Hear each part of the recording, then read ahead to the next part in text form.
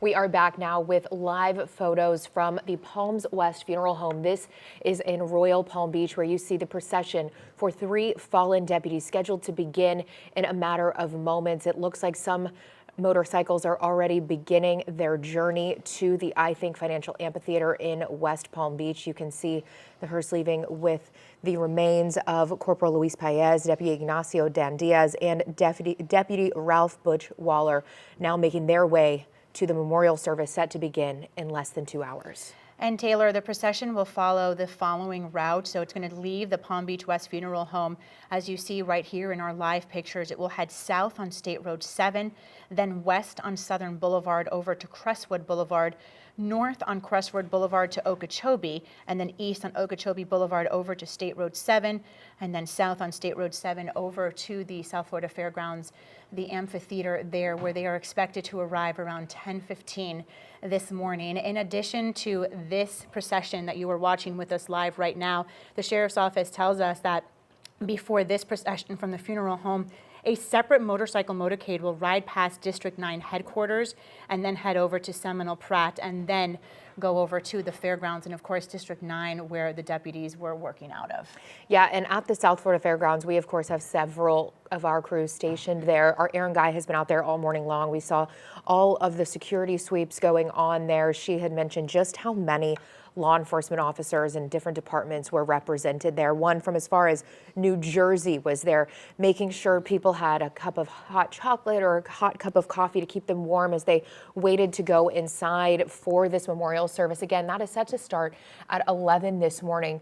It is open to the public, and they are expecting about 7,000 people to show up. Nathalie, really just underscoring the significance of this tragedy here in South Florida. And it just shows, the outpouring of community support that we have seen in the 12 days since this accident on November 21st, when each of these 3 deputies were struck while doing traffic enforcement on their motorcycles along Southern Boulevard. And Taylor, you're talking about the community outpour. We have seen the memorial that has been set up at Southern Boulevard there where this tragic accident took place, like you mentioned, on November 21st.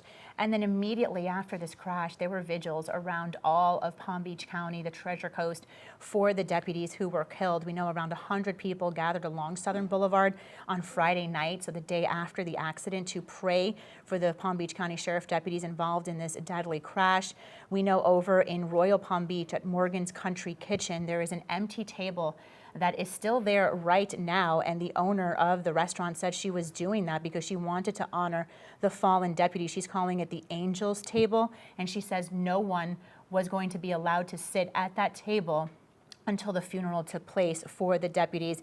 And we know the Royal Palm Beach community also gathered at Village Hall to hold their vigils. We know several restaurants across the area as well were donating money to the Police Benevolent Fund to be able to help the deputies and their families. Any proceeds they were making, or a portion of them, was going towards a fundraiser for the families. And you mentioned that fundraiser. The Palm Beach Police Benevolent Association does have a fund set up right now where all of the money that is raised goes directly to the families. So if you like to donate to the families, they ask that in lieu of flowers, you donate to that fund. Again, it goes directly to the families. Deputy Diaz is survived by his daughter, Alexandria, who's expected to speak tonight.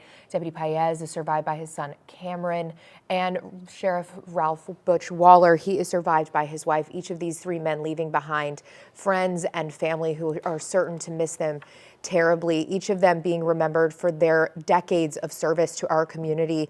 Each of them also part of the motorcycle unit for years. The president of the Palm Beach Police Benevolent Association, he told me that once you get into the motor unit, you really kind of stay there. It is a brotherhood within a brotherhood, so to speak. And he told me he was good friends with Deputy Luis Paez, and he said he always knew him to be on a bike. So, they were certainly doing what they loved, serving and protecting our community.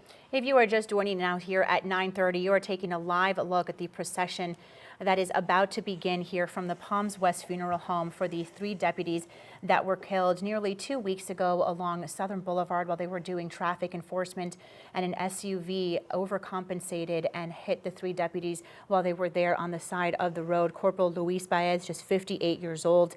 He died that day on November 21st, along with Deputy Sheriff Ralph Butchwaller, who was 54 years old. And Deputy Sheriff Ignacio Dan Diaz, he was 51 years old. He fought for his life for 4 days before passing on November 25th. You just saw one of the hearses there. There's the second one. You're going to see the third one now leaving, as well as they make their way right now onto State Road 7. They will be leaving here, as you could see, the funeral home, going south on State Road 7, west on Southern Boulevard over to Crestwood Boulevard, and then from Crestwood they're going to head to Okeechobee Boulevard, east on Okeechobee Boulevard to State Road 7, south on State Road 7 once again, and then arriving at the South Florida Fairgrounds at the amphitheater there around 10:15 this morning before the 11 a.m. public service is expected to start, where about 7,000 people are expected to attend. Yeah, and that's going to be a few hours long because there are so many speakers. There is so much to say about each of these 3 men. And I believe we have the memorial program here. I'll just kind of name off some of the people who are speaking. There are going to be different deputies and majors speaking on behalf of the Paez and Waller families, on behalf of Deputy Diaz, his daughter, Alexandra Diaz, will be speaking. There will also be remarks from some pastors. Congressman Brian Mast will be there, as well as several other members of the Palm Beach County Sheriff's Office. We also spoke with Sheriff Rick Bradshaw last week, who had said, you know, this is really unprecedented in the 100-year history of this office. They have never had to lay to rest 3 deputies at once. We want to get over now to our traffic anchor, Yasmin Julmus, because Yasmin, you have been tracking this route for us this morning. We know as early as 8 o'clock this morning, traffic was being impacted. Out of a sign of respect, a lot of people just pausing and taking a moment for these deputies. Let us know how it's looking now. Yeah, so we're certainly seeing the yellow and orange and red on my maps, indicating the slowdowns and the closures that are underway in this Royal Palm Beach area, Loxahatchee Groves area, as this procession is getting started. So the impact is on Southern Boulevard, heading westbound, on Crestwood Boulevard near the Madison Green development, heading northbound, and then traveling eastbound on Okeechobee. You can see the red on the maps indicating the slowdowns that are there. Same deal if you're traveling southbound on State Road 7 this morning, leaving the Acreage area. So give yourself ample time. I know a lot of people are also heading to the area, just the general public, to pay their respects. And I believe what we're taking a look at here are live pictures from our co-anchor Erin Guy, who's at the South Florida Fairgrounds. She has been there since 5 o'clock this morning and telling us, Taylor, just about all the security that was going on very early on. And she was telling us about all of the law enforcement agencies that were gathering. She said she saw officers as far south as Key West. We know that officers as far north as New Jersey were there as well. They were setting up coffee for anyone who may need it, who will be attending today. Absolutely, and there are going to be about 7,000 people attending this memorial service for each of our 3 fallen deputies. Several speakers, some worship music will be played as well. And we saw some of those security sweeps, so we know it is going to be safe. It is going to be secure for those who do want to go and pay their respects. Once this morning when we were talking with Aaron, we saw a Palm Beach County Sheriff's deputy and one of their dogs doing a sweep, making sure everything was safe, because there are so many law enforcement officers from so many different departments. I know we saw and heard that there were some from Flagler County. You mentioned Key West, as well as, of course, several of our local sheriff's office on the Treasure Coast, as well as some scattered across South Florida. Yeah, we heard from Martin County Sheriff Snyder yesterday talking about how he was going to be in attendance. And, you know, just the impact that this has on not just PBSO and the loved ones of these deputies, but other law enforcement agencies and, of course, the community, you know, which we saw the outpour of support from the community, the love that they were showing to the deputies and their family following this devastating crash. Yeah, and we have crews positioned along this procession route, as well as multiple crews at the South Florida Fairgrounds. We're going to go soon to some of our reporters along that route just to kind of get a feel for what they're seeing as people pause to pay their respects to our fallen deputies. But once more, I want to highlight this route. So they are leaving the Palms West Funeral Home right now. We saw each of the 3 hearses with each of our fallen deputies leave about 5 minutes ago.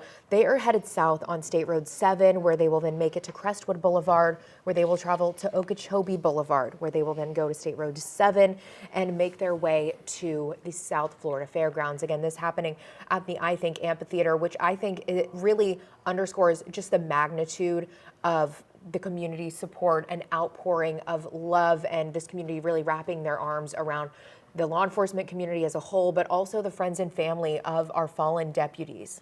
I think we're waiting for our Rachel Perry, who is live along the procession route there at Crestwood and Southern Boulevard, which we know is when the procession will be making its way there. You are, Rachel, for us this morning. We know the procession has left the funeral home, Rachel, and is heading over your way. Can you kind of describe what you're seeing right now where you are?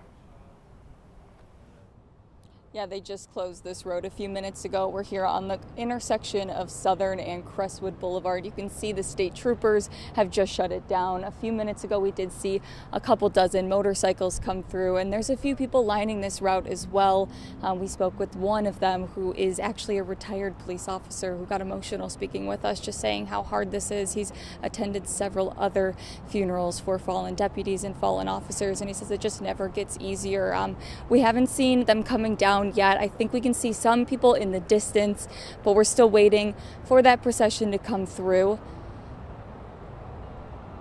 Hopefully, we'll start seeing them come any minute now, and we'll show you guys live when that happens. But for now, back to you. Rachel, if you could just stay with us here one moment.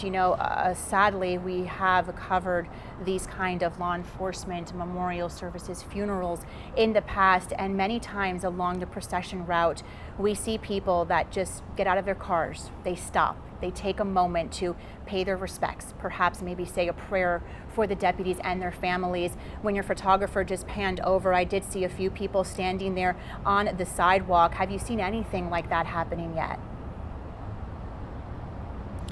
So we haven't necessarily seen any cars stop, but if we walk this way, you can see here on Crestwood, there is a bunch of people gathered down here. Oh, here, let's turn now. We have some motorcycles coming through. This looks like it's going to be the beginning of it. And you can see a few people lining this route as well. Like I said, we talked to one of them.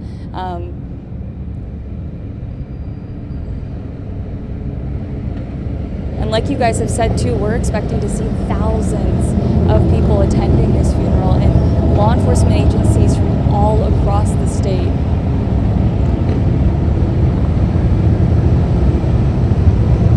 We see state troopers along with police departments. I can't necessarily read all the logos on these motorcycles, but across the board, different law enforcement agencies, all here paying their respects, like we've said.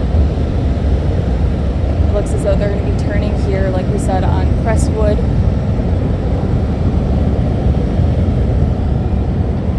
This is, you can see all the way down there, this is all motorcycles, all the way down Southern right now. Coming in, look what looks like pairs of 2. Police departments, sheriff's departments, state troopers.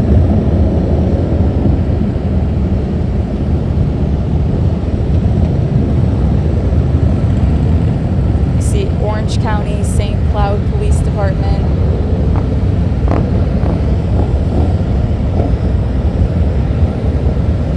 For Rachel Perry there at the procession site as it makes its way through Southern and Crestwood Boulevards, and you could see some of the people there standing, Taylor, just kind of taking in this moment as you're seeing hundreds and hundreds of motorcycle units, of course, which is the deputies were part of the motorcycle unit within a Palm Beach County Sheriff's Office, just making their way down. You can even see traffic on the opposite end there.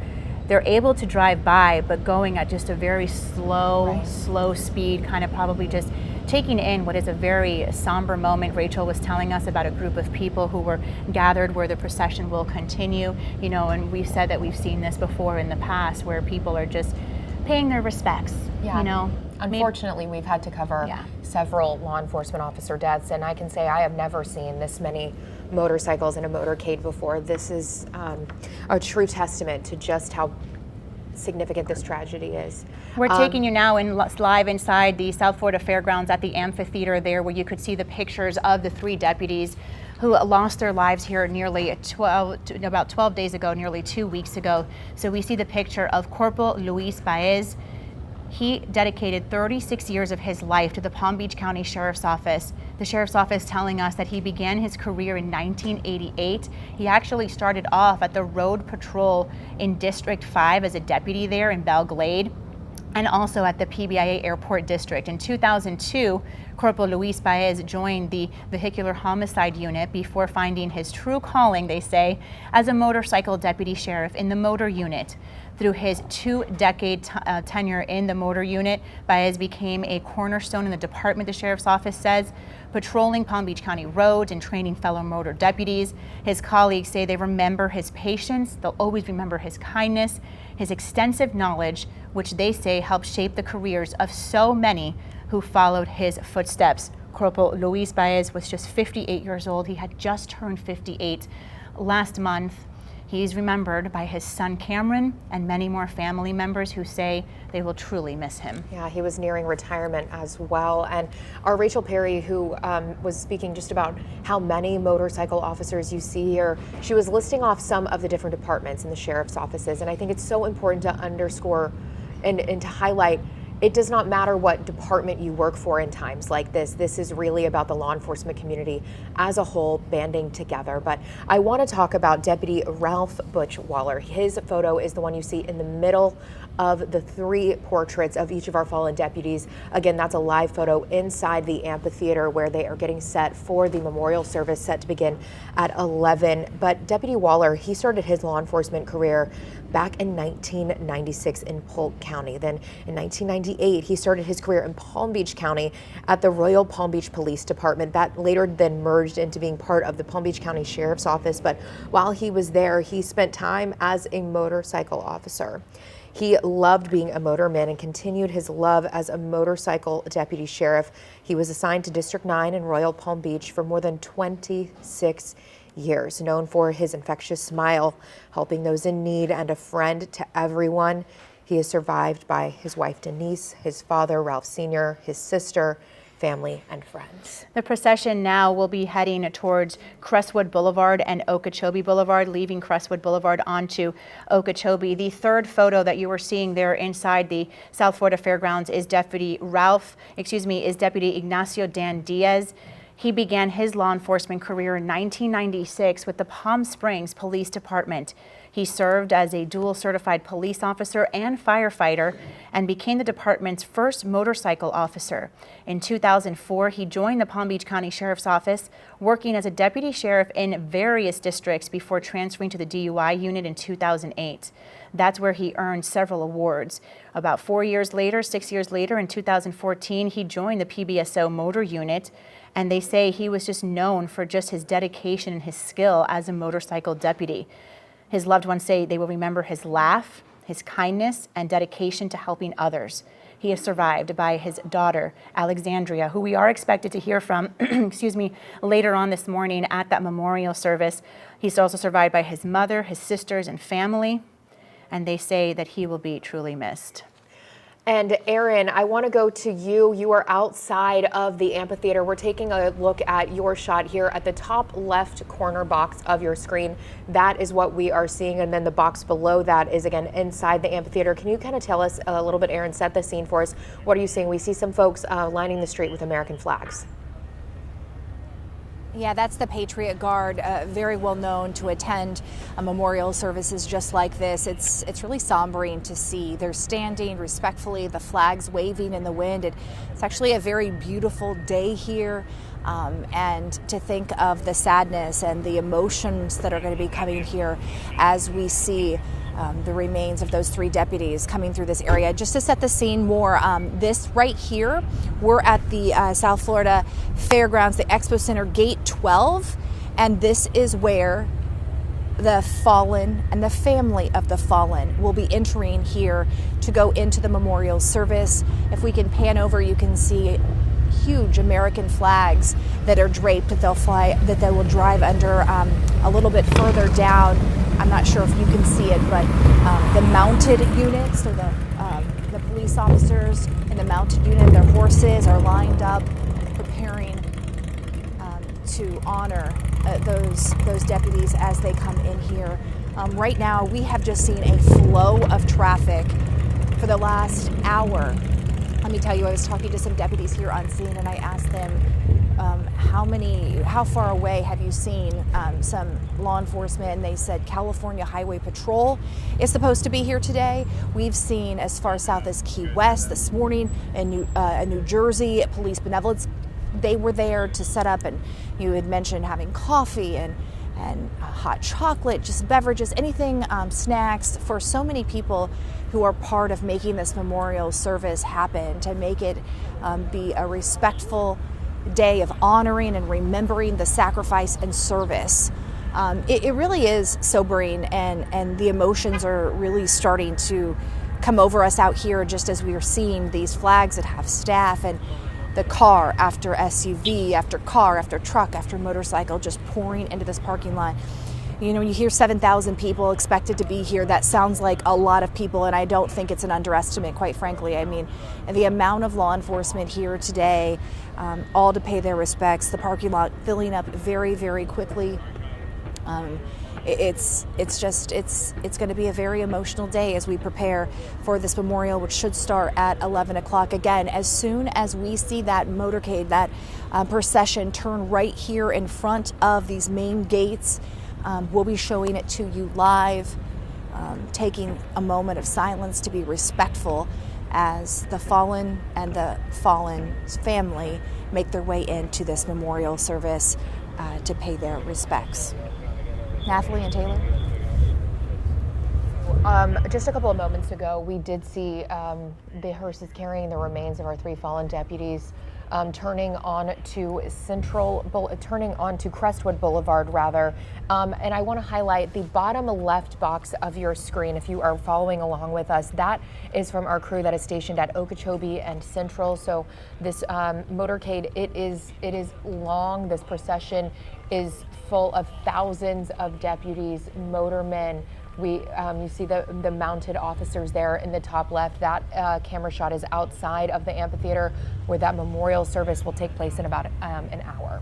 Taylor, something I'm just kind of thinking about right now. So the procession left the Palms West Funeral Home around 9:35 this morning. It got to this intersection in that big box you see there, which is Southern and Crestwood Boulevards, around 9:41. It's now 9:52, and we are still seeing law enforcement vehicles and people standing there, you know, paying their respects, making their way over to the South Florida Fairgrounds that they're expected to get there around 10:15. But it just goes to show the love, the support, the dedication of the law enforcement officers. You know, that this procession has been going through this particular intersection here for more than 10 minutes. And I always wonder, what is on the mind of these law enforcement officers, who of course are there to honor their brothers, but at the same time thinking, this is what I do for a living too. Absolutely. You know, this is what I do.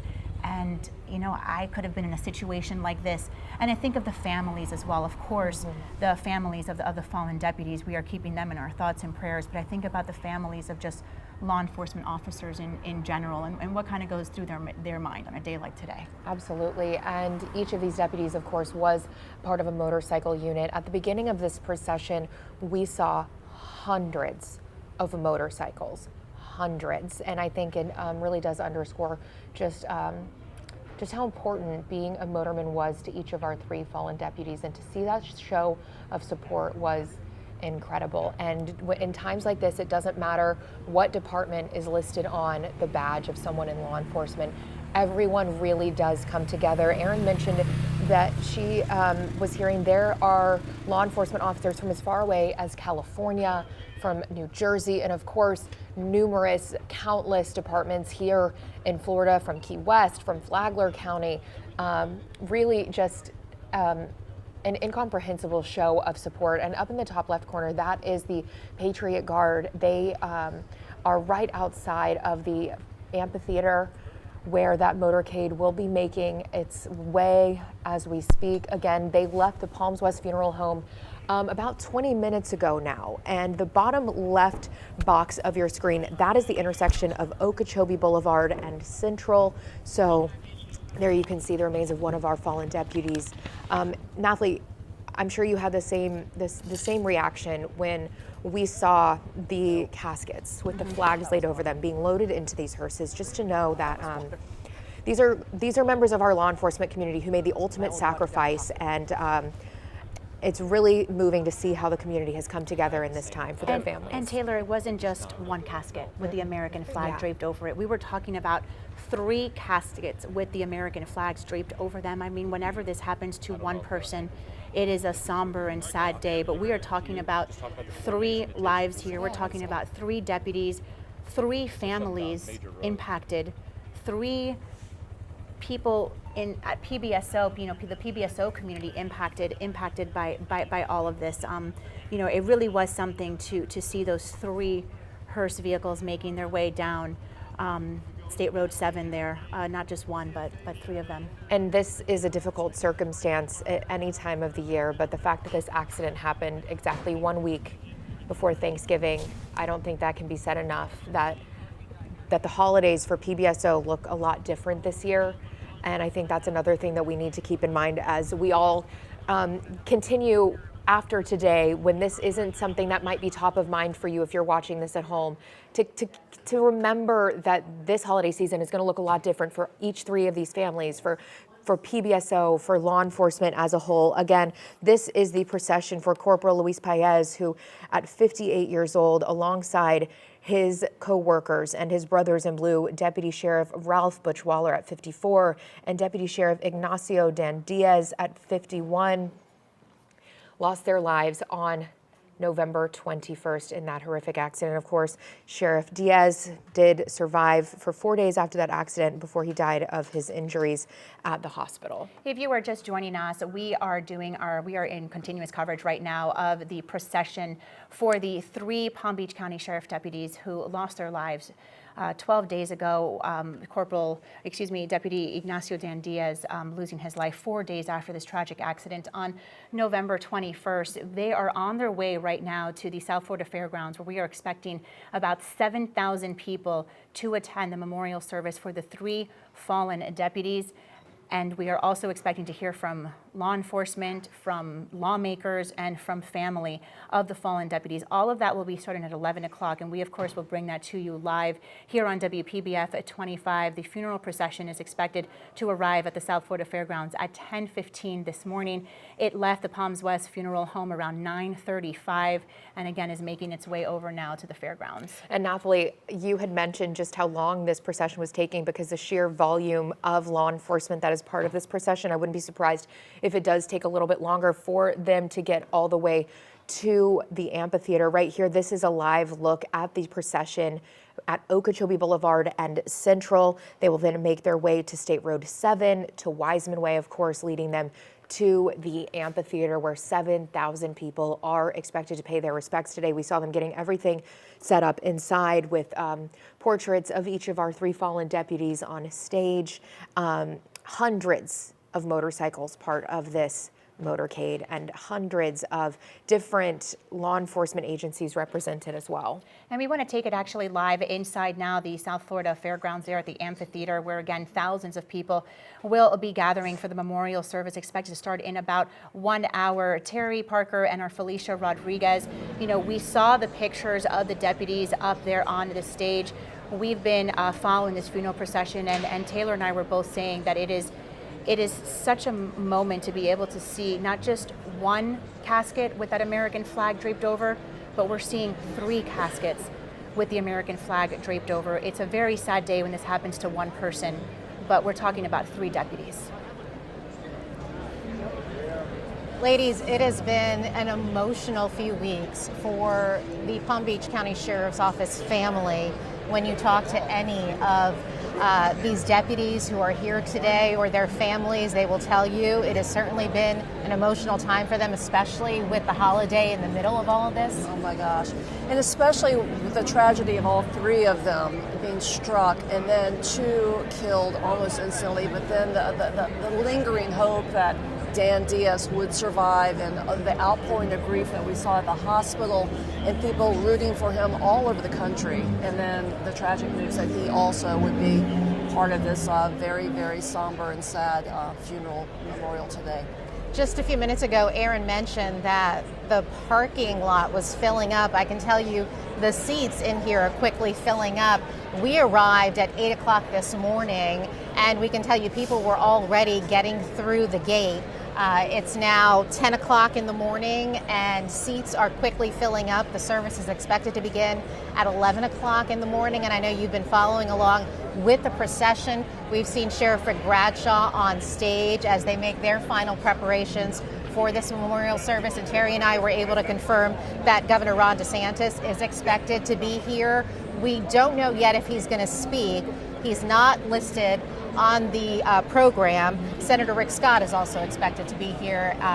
Again, not expected to speak. Right, and we're not even sure. There may be other VIP dignitaries coming here because it is such a big situation, such a tragedy that everyone is feeling so heartfelt about.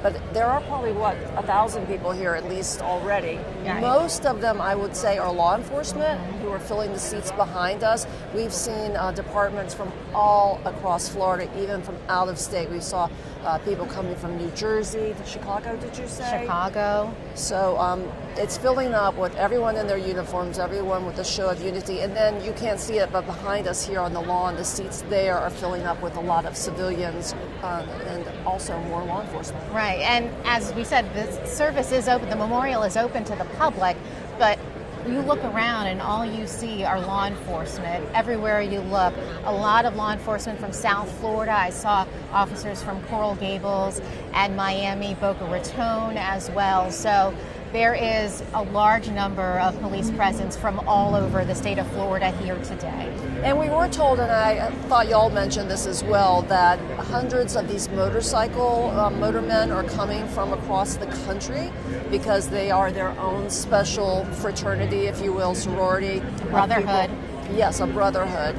It is very special, and so a lot of the people who are here will be from that motormen contingency. And I did want to mention too, we know that we're going to be hearing today from Sheriff Rick Bradshaw during the memorial service. He's going to be speaking.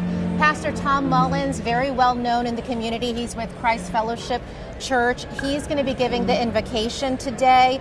Congressman Brian Mast will also be speaking today, giving his remarks. And then we're going to be hearing from family members of each of those fallen deputies that will be speaking throughout.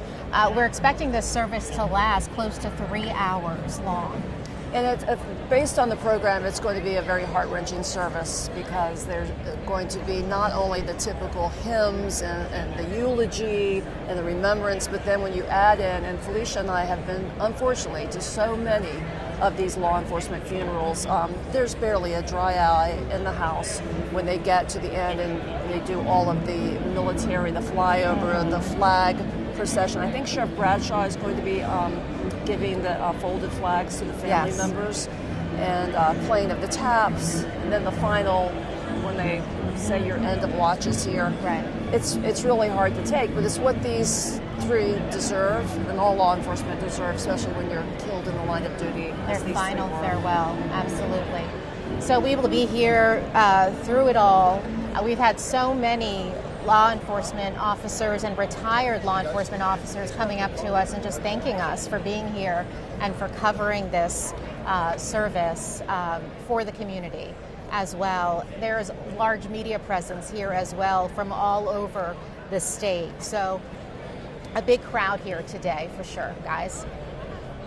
Felicia, Terry, thank you so much bringing us a live report from inside the fairgrounds there, the amphitheater, where this memorial service is expected to start in about 55 minutes at 11 o'clock this morning. That big box that you're seeing there on your screen, that is Okeechobee and Central Boulevard. You could see some people there are gathered along the roadway to just pay their respects, to maybe say a prayer for the deputies. Some of them there even holding an American flag. And the box on the left that you were just seeing, that was the crash site. But this is a live look outside the amphitheater where our Aaron Guy is standing by. Aaron, you have been out there all morning long. People started arriving there, I mean, not long after you did, right? Around 5 o'clock this morning. Yeah, we were not alone when we went on the air at 5 a.m. this morning. The logistics to prepare for a memorial of this magnitude, like you said, it's heartbreaking. It's hard to comprehend losing one law enforcement officer, but losing 3 is just another level. And you're going to see a memorial service today that is going to show honor, strength through numbers, that's for sure. So what you're looking at here live, we're at the South Florida Expo Center, the fairgrounds here. This is Gate 12, if you're familiar with the I Think Theater here. This is where we're told the hearse that will be going inside. We're told this is where the fallen will enter the memorial, and then their family. So this is the main entrance here for the memorial. We're told that the entire motorcade is so large, and you guys have indicated that as well. It just kind of keeps going and going. They've had to split portions of it up in order to get everyone into a correct parking area. So there are actually more than one entrance to go into, but this right here is where the fallen will enter in just a bit. If you want to look over here, the honor guard here, veterans who showing their support, they are here as the motorcade is now entering our area. We're seeing several motorcycles, the beginning of this procession coming to an end, getting ready to enter into the fairgrounds. You see these veterans, they're saluting the officers, the deputies, the law enforcement, numerous law enforcement who have come out to show their support. Aaron, and you've seen a lot of hugs, you've seen a lot of emotion today. Aaron, we've been mentioning just the length and how long this procession is. I know you mentioned it too. So just to give you an idea of what you're going to see here, you're going to see about hundreds and hundreds of officers on motorcycles enter the South Florida Fairgrounds, and then is when you will see patrol cars, and then you will see the 3 hearses. They're all next to each other. They're driving one behind the other there with the deputies as they will make their way into the funeral home. And then there's even more after. You'll see the hearses go by with the deputies and with their families, and also personnel from PBSO. And in the bottom right corner of your screen, is the memorial site of that crash site along Southern Boulevard. You can see the 3 crosses, and there are 3 American flags. Above that is a look inside the amphitheater where this memorial service is set to begin in less than an hour. But the procession has started to arrive there at the South Florida Fairgrounds. It is going to take several minutes for this procession to make it all the way through with the remains of our 3 fallen deputies, because you can see just the sheer number of motormen and motorwomen who are making their way to the fairgrounds. Hundreds of them from across the nation, as far as California, Chicago, and New Jersey, and of course all across the state of Florida.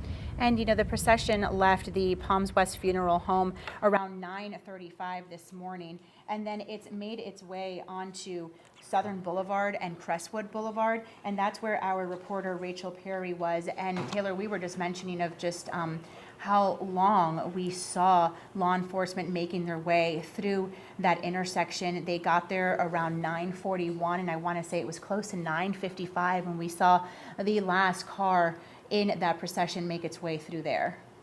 Absolutely. And you mentioned earlier they left the Palms West Funeral Home about 9:35, and it took about 40 minutes to, it took about 20 minutes rather for them to make it past the Crestwood and Southern Boulevard intersection. But again, if you are just joining us, you are watching the motorcade, the procession for Deputy Ignacio Dan Diaz, Deputy Ralph Butchwaller, and Corporal Luis Paez making their way to the South Florida Fairgrounds, where they will be remembered today. In that top left box of your screen, that is a look inside the amphitheater. Below that is a look at the crash site where this accident happened back on November 21st. That was exactly 1 week before Thanksgiving, when each of these three deputies was struck by an SUV that overcorrected while trying to move away from a slow-moving vehicle. Corporal Paez and Deputy Waller died that day. Deputy Diaz, he passed away 4 days later in the hospital. And Aaron, the procession was about 2 miles long from the funeral home there to where you are at the South Florida Fairgrounds. And again, just to talk about how many law enforcement officers are taking part in this procession. It all started at 9:35. It's 10:10 right now, and it's just making its way to the South Florida Fairgrounds. Again, about a 2-mile drive. Can you just take us through what you are seeing right now and kind of what it's like there right now, Aaron? I can imagine just very, very somber, very quiet. All you're really hearing is the motorcycles. It's very somber. I don't even know how to describe it. I know Terry and Felicia had mentioned, unfortunately, they've covered many of these in their day, but I have never seen the sea of motorcycles like we are seeing right now. I have chills. You can't help but, no matter where you stand, to sit here and say a prayer or a well wish for all of these motorcyclists, because they do every day what those three men were doing when they were hit and killed on the side of the road. And so, you mentioned earlier, they have to be thinking, it could have been me, it could have been my family impacted, my brother that I work with each and every day, my sister. It's really hard to describe what we're seeing here. I mean, as I'm able to look ahead to where they are now lining the area in preparation for the fallen, you can really see, you're about to see it right here, it is law enforcement after law enforcement, hundreds. I cannot even describe. Words are hard to come by, as you can see, just the sea of motorcycles here.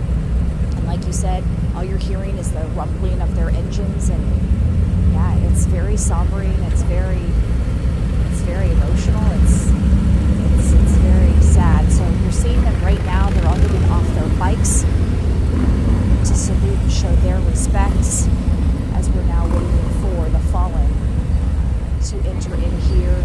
And they're going to drive through this sea of law enforcement. I mean, it is a sea of officers. I've never seen anything like this. And the flags that have staff, and this is where they will enter into the memorial. Our team here at WPBF, we've been in touch with the Palm Beach County Sheriff's Office ahead of this memorial service, and the Sheriff's Office telling us that they were expecting thousands of law enforcement officers from across the country, which we had been talking about this morning, but they also said along with more motorcycles than they can even imagine. The Sheriff's Office saying potentially 20 times more than what we see during a presidential motorcade, just to give you an idea of what we're looking at here live right now. And I think people at home might be wondering, why so many motorcycles? Why is it the hundreds of motorcycles that we're seeing? Why is that? That is because each of our three fallen deputies, they were part of the motor unit. And the motor unit within law enforcement, it is a brotherhood within a brotherhood. I spoke with the president of the Palm Beach Police Benevolent Association, who was good friends with Corporal Luis Paez, and he said as long as he knew him, which was his entire law enforcement career, he never knew him not to be on a bike. And if you look at the resume of each of our two other fallen officers, you'll see that they spent decades as part of a motor unit as well. And it's kind of thought of that once you become part of a motor unit, you stick with it. Each of these three men, they were part of the District 9 motor unit that is in the Royal Palm Beach area, so Western Palm Beach County. So that kind of explains why you're seeing so many motorcycles.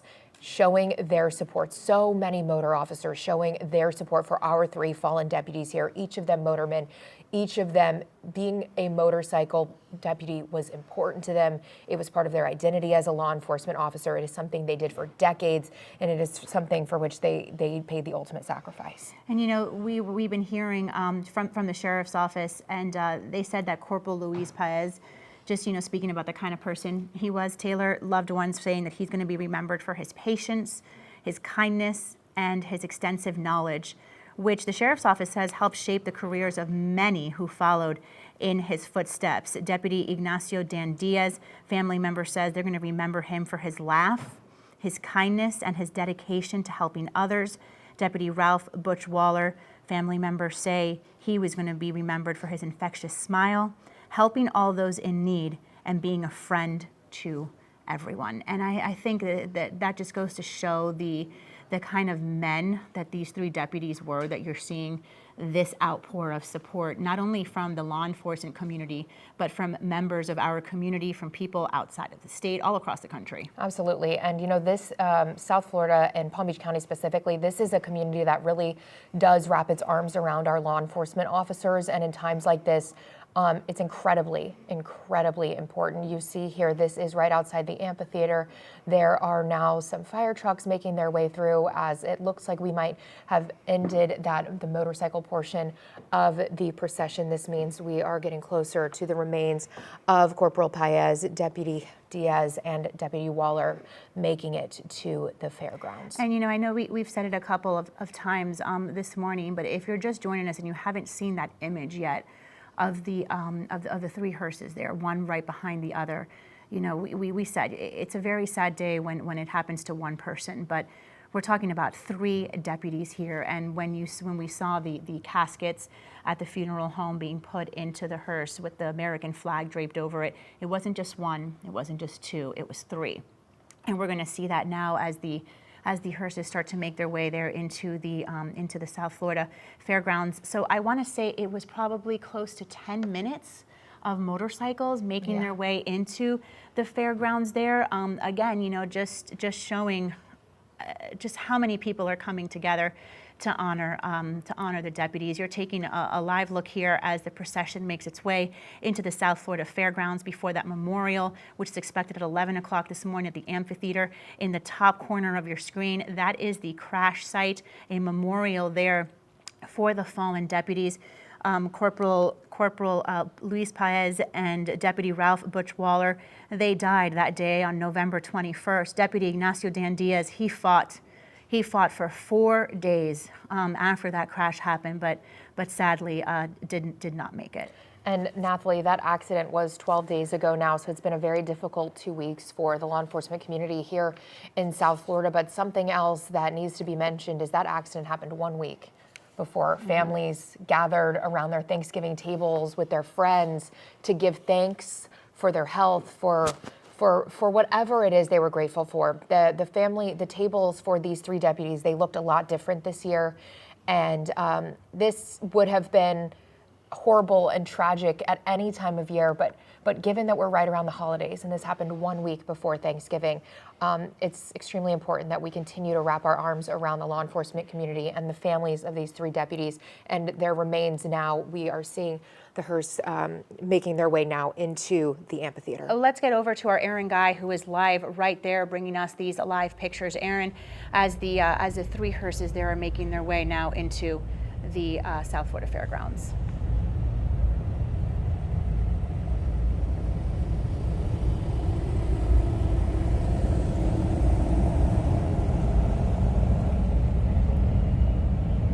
Before we get to our Aaron Guy, let's just take a moment as the families and the deputies are making their way here into the Blair Fairgrounds.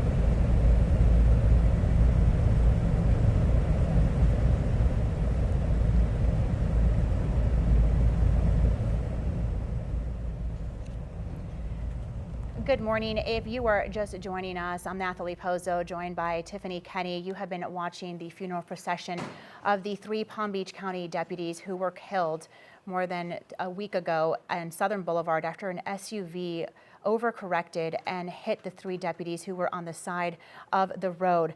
At 10:20 this morning, the caskets carrying Corporal Luis Baez, 58 years old, Deputy Sheriff Ralph Butch Waller, 54 years old, and Deputy Sheriff Ignacio Dan Diaz, 51 years old, arrived here at the South Florida Fairgrounds for memorial service at 11 o'clock with their families there by their side.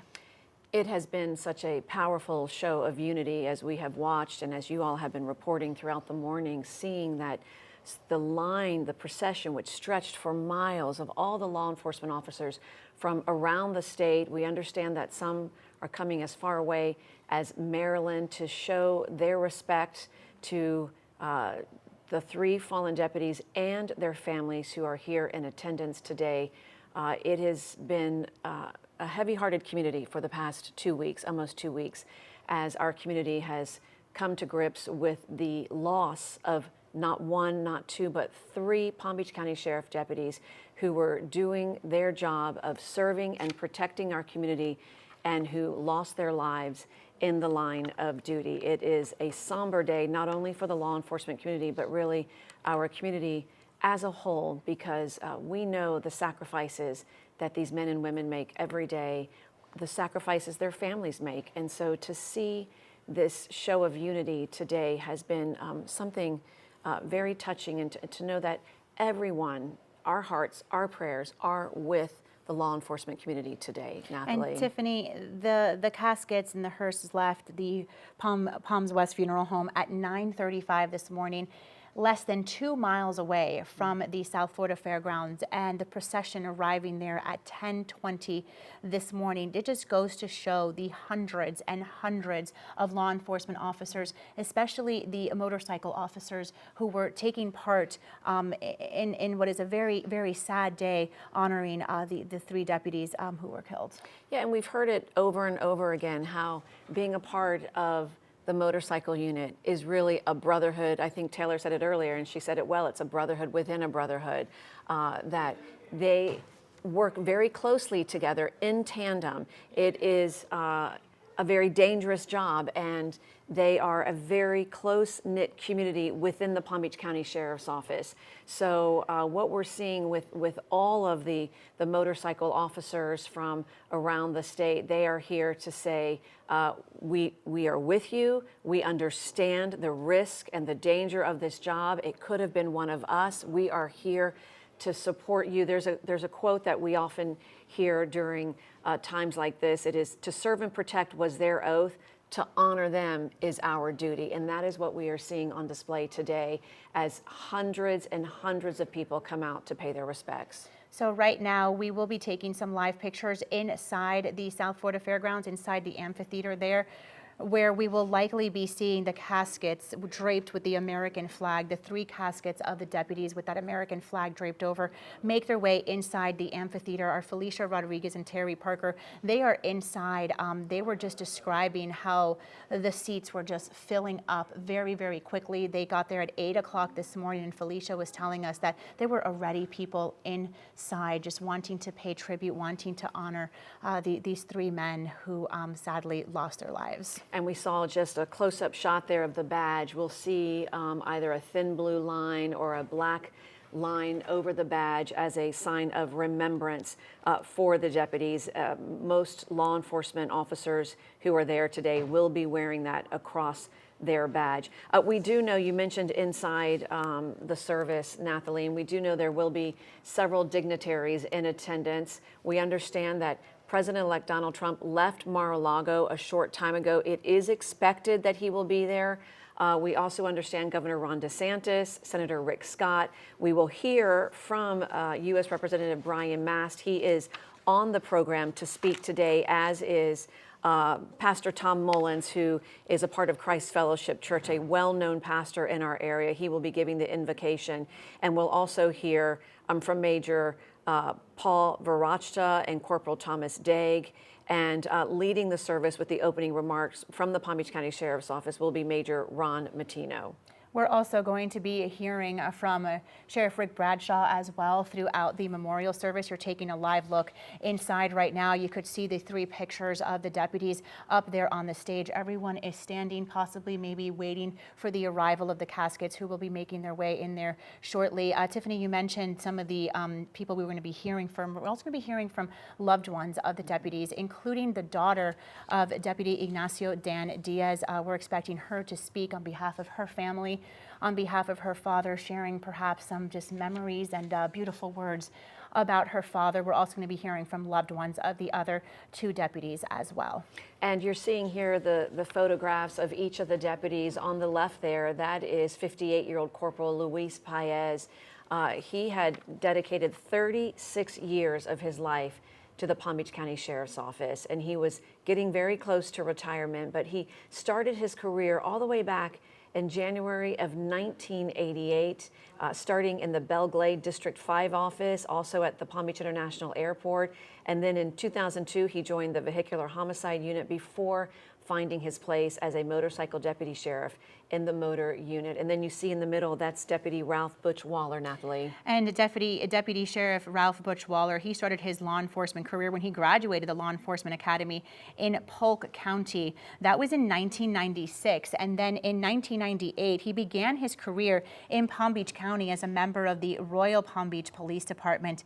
That's where he spent the next 8 years as a law enforcement officer and a motorcycle officer. Then in 2006, the Royal Palm Beach Police Department merged with the Palm Beach County Sheriff's Office. Deputy Ralph Butch Waller says he loved being a motorman, continued his love as a motorcycle deputy sheriff assigned to District 9 in Royal Palm Beach, and he was there for more than 26 years. His family saying they will remember him for his infectious smile, helping all those in need, and being a friend to everyone. He is survived by his wife, his father, his sister, along with a family and friends. And then the 3rd deputy is Deputy Ignacio Dan Diaz. He started his law enforcement career back in 1996 with the Palm Springs Police Department. There he served as a police officer and a firefighter and became the department's first motorcycle officer. But then in 2004, he joined the Palm Beach County Sheriff's Office, working as a deputy sheriff in various districts before he transferred to the DUI unit in 2008, where he earned multiple DUI awards. In 2014, that's when he joined the Palm Beach County Sheriff's Office motor unit. He was known for his tenacity and his skill as a motorcycle deputy. He will be remembered for his laughter, his kindness, and his dedication to helping others. He is survived by his daughter, Alexandria, whom you just mentioned, Nathalie. We are expected to hear from Alexandria. She is listed here on the program. And he is also survived by his mother, sisters, and family. And Tiffany, we mentioned District 9 earlier. There was a separate motorcycle motorcade that was going to pass by the District 9 headquarters and then on to Seminole Pratt and then head over to the fairgrounds because that is where the deputies were working out of. There was District 9. And, we've been speaking with the Palm Beach County Sheriff's Office leading up to this memorial, and we just saw the hundreds and hundreds of motorcycle officers that were there. The Sheriff's Office told me that they were not only expecting thousands of law enforcement officers from across the country, but also more motorcycles than they could imagine. Wow. And which is what we saw here earlier this morning. They said potentially 20 times more than what we see during a presidential motorcade. Wow, and really, when we see that procession that stretched for miles, it's also the sound of the procession, that slow rumble of the motorcycles that we've just been hearing all morning, and it just has not let up. It's just been, for almost a full hour, we heard that low hum, the rumble of the motorcycles as they made their way through western Palm Beach County to honor these 3 fallen deputies who lost their lives along Southern Boulevard about 12 days ago. They were there working together, and they had all stopped off to the side of the road to help charge the battery of one of those motorcycles. And that is when all 3 of them were hit by the driver of a Jeep who overcorrected and made a turn and went right into the paths of where the deputies were on the shoulder of the road, and 2 of the deputies died on that day. The 3rd deputy, Dan Diaz, died several days later there at St. Mary's Hospital. And we saw the outpouring of support then when that first happened, when we saw the bodies taken from St. Mary's Medical Center to the funeral home, or to Palm Beach County Sheriff's Office. And then we knew, seeing one procession after another, the kind of impact that this was having on our community, and people coming out to stand and watch the procession. And we've been seeing that throughout the morning as well.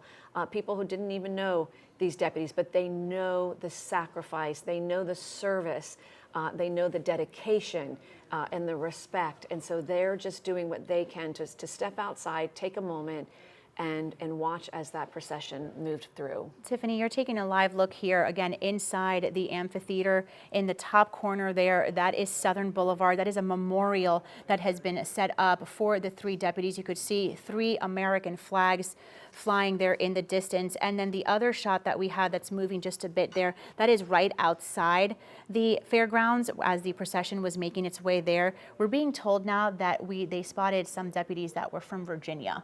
Wow. That is just how far, law enforcement officers are coming. We saw some from California. Tiffany, you mentioned Maryland as well. I want to go back to what you were saying about the procession and the rumble of the cars, of the motorcycle that comes with it. Something I noticed too is just how everything, especially at the intersection of Southern and Crestwood Boulevards, where we saw the motorcade making its way through for close to 15 minutes, was just how everything stopped. Yeah. There was people on the sidewalks who just stopped. There was traffic on the other side that was able to make its way through, but was going very, very slow, perhaps just taking all of that in. Everything just kind of seemed to stop as the procession was making its way through there. And I'm sure, too, that's for the families of these deputies and for their friends and their loved ones. The world kind of stopped for them when all of this happened. It's completely changed their lives and the lives of all of those that they loved. This will be, as we're seeing the stage here where this memorial service will take place, this will be such a profound and heartfelt goodbye to the 3 fallen deputies who worked so closely together.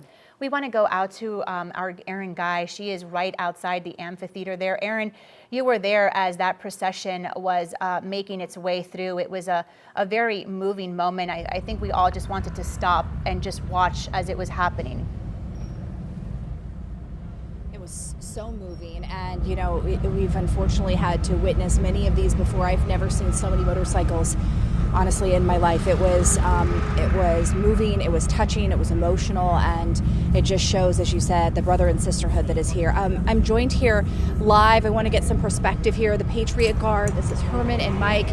You guys stood out here for over an hour, holding the flag high and proud. Why both retired NYPD. Thank you so much for what you've done for us. You've seen a lot in your day. How does this resonate with you? This is very emotional, very touching, more like a historical thing. These are the guys that protect and serve us, and we feel that it's time for us to serve them. And I think for me, as an outsider at the Patriot Guard Riders, it's the most honorable thing I can do.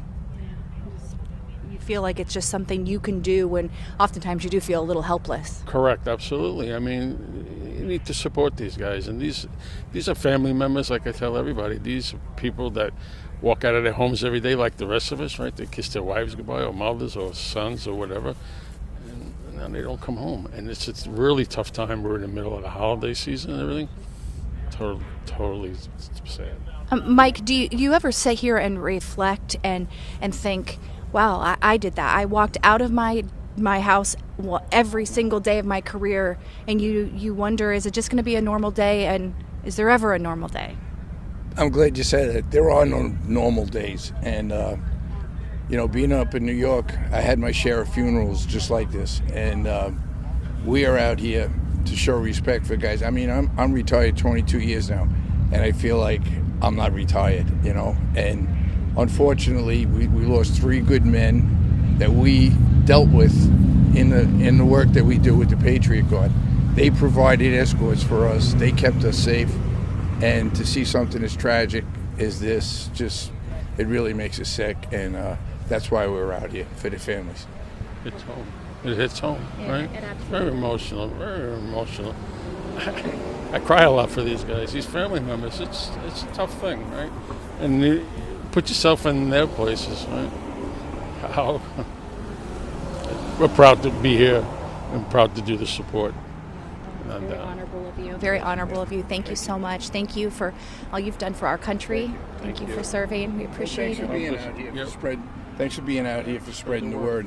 You know, people need to see this community, and you know, we were standing in the flag line and just looking at the families' faces as they came in. You could tell they really appreciated the fact that we were standing out here, and they had the love of 560 motorcycles that, you know, escorted them here.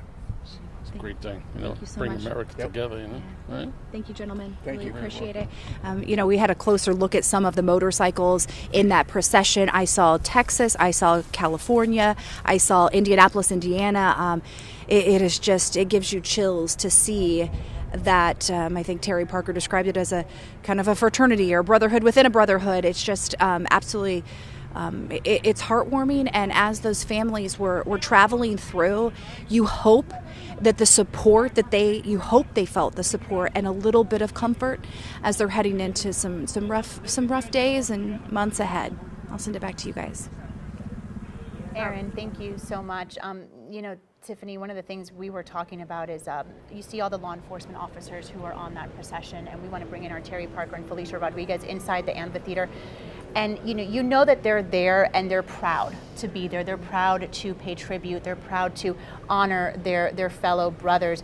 But at the same time, the thoughts that must be going through their mind as law enforcement officers, and also their families, you know, what they must be thinking. Yeah, as you heard him say, it is the most honorable thing to do, to be standing out there and to show their respect. Let's go to Terry and Felicia, who are inside the I Think amphitheater, and tell us a little bit about what you're seeing right now.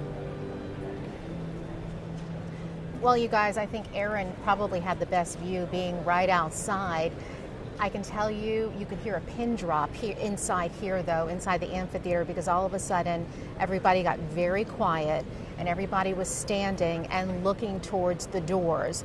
Now, you couldn't see a whole lot of what was going on, but we could tell that the hearse arrived with the caskets. We saw that they were going towards the back of the stage, and then you saw just an influx, a number of law enforcement come in, a lot of the motorcycle officers, and they were filling up these seats.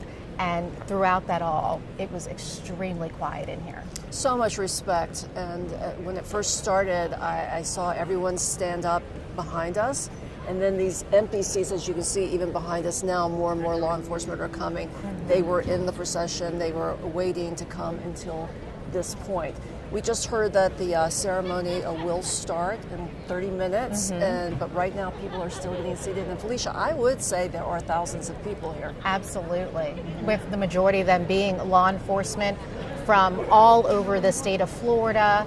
A lot of motorcycle officers were told from the state of Florida and from all over the country. We've heard you say, we know Aaron has seen from New Jersey, from California. We know there's officers here from as far away as Chicago as well.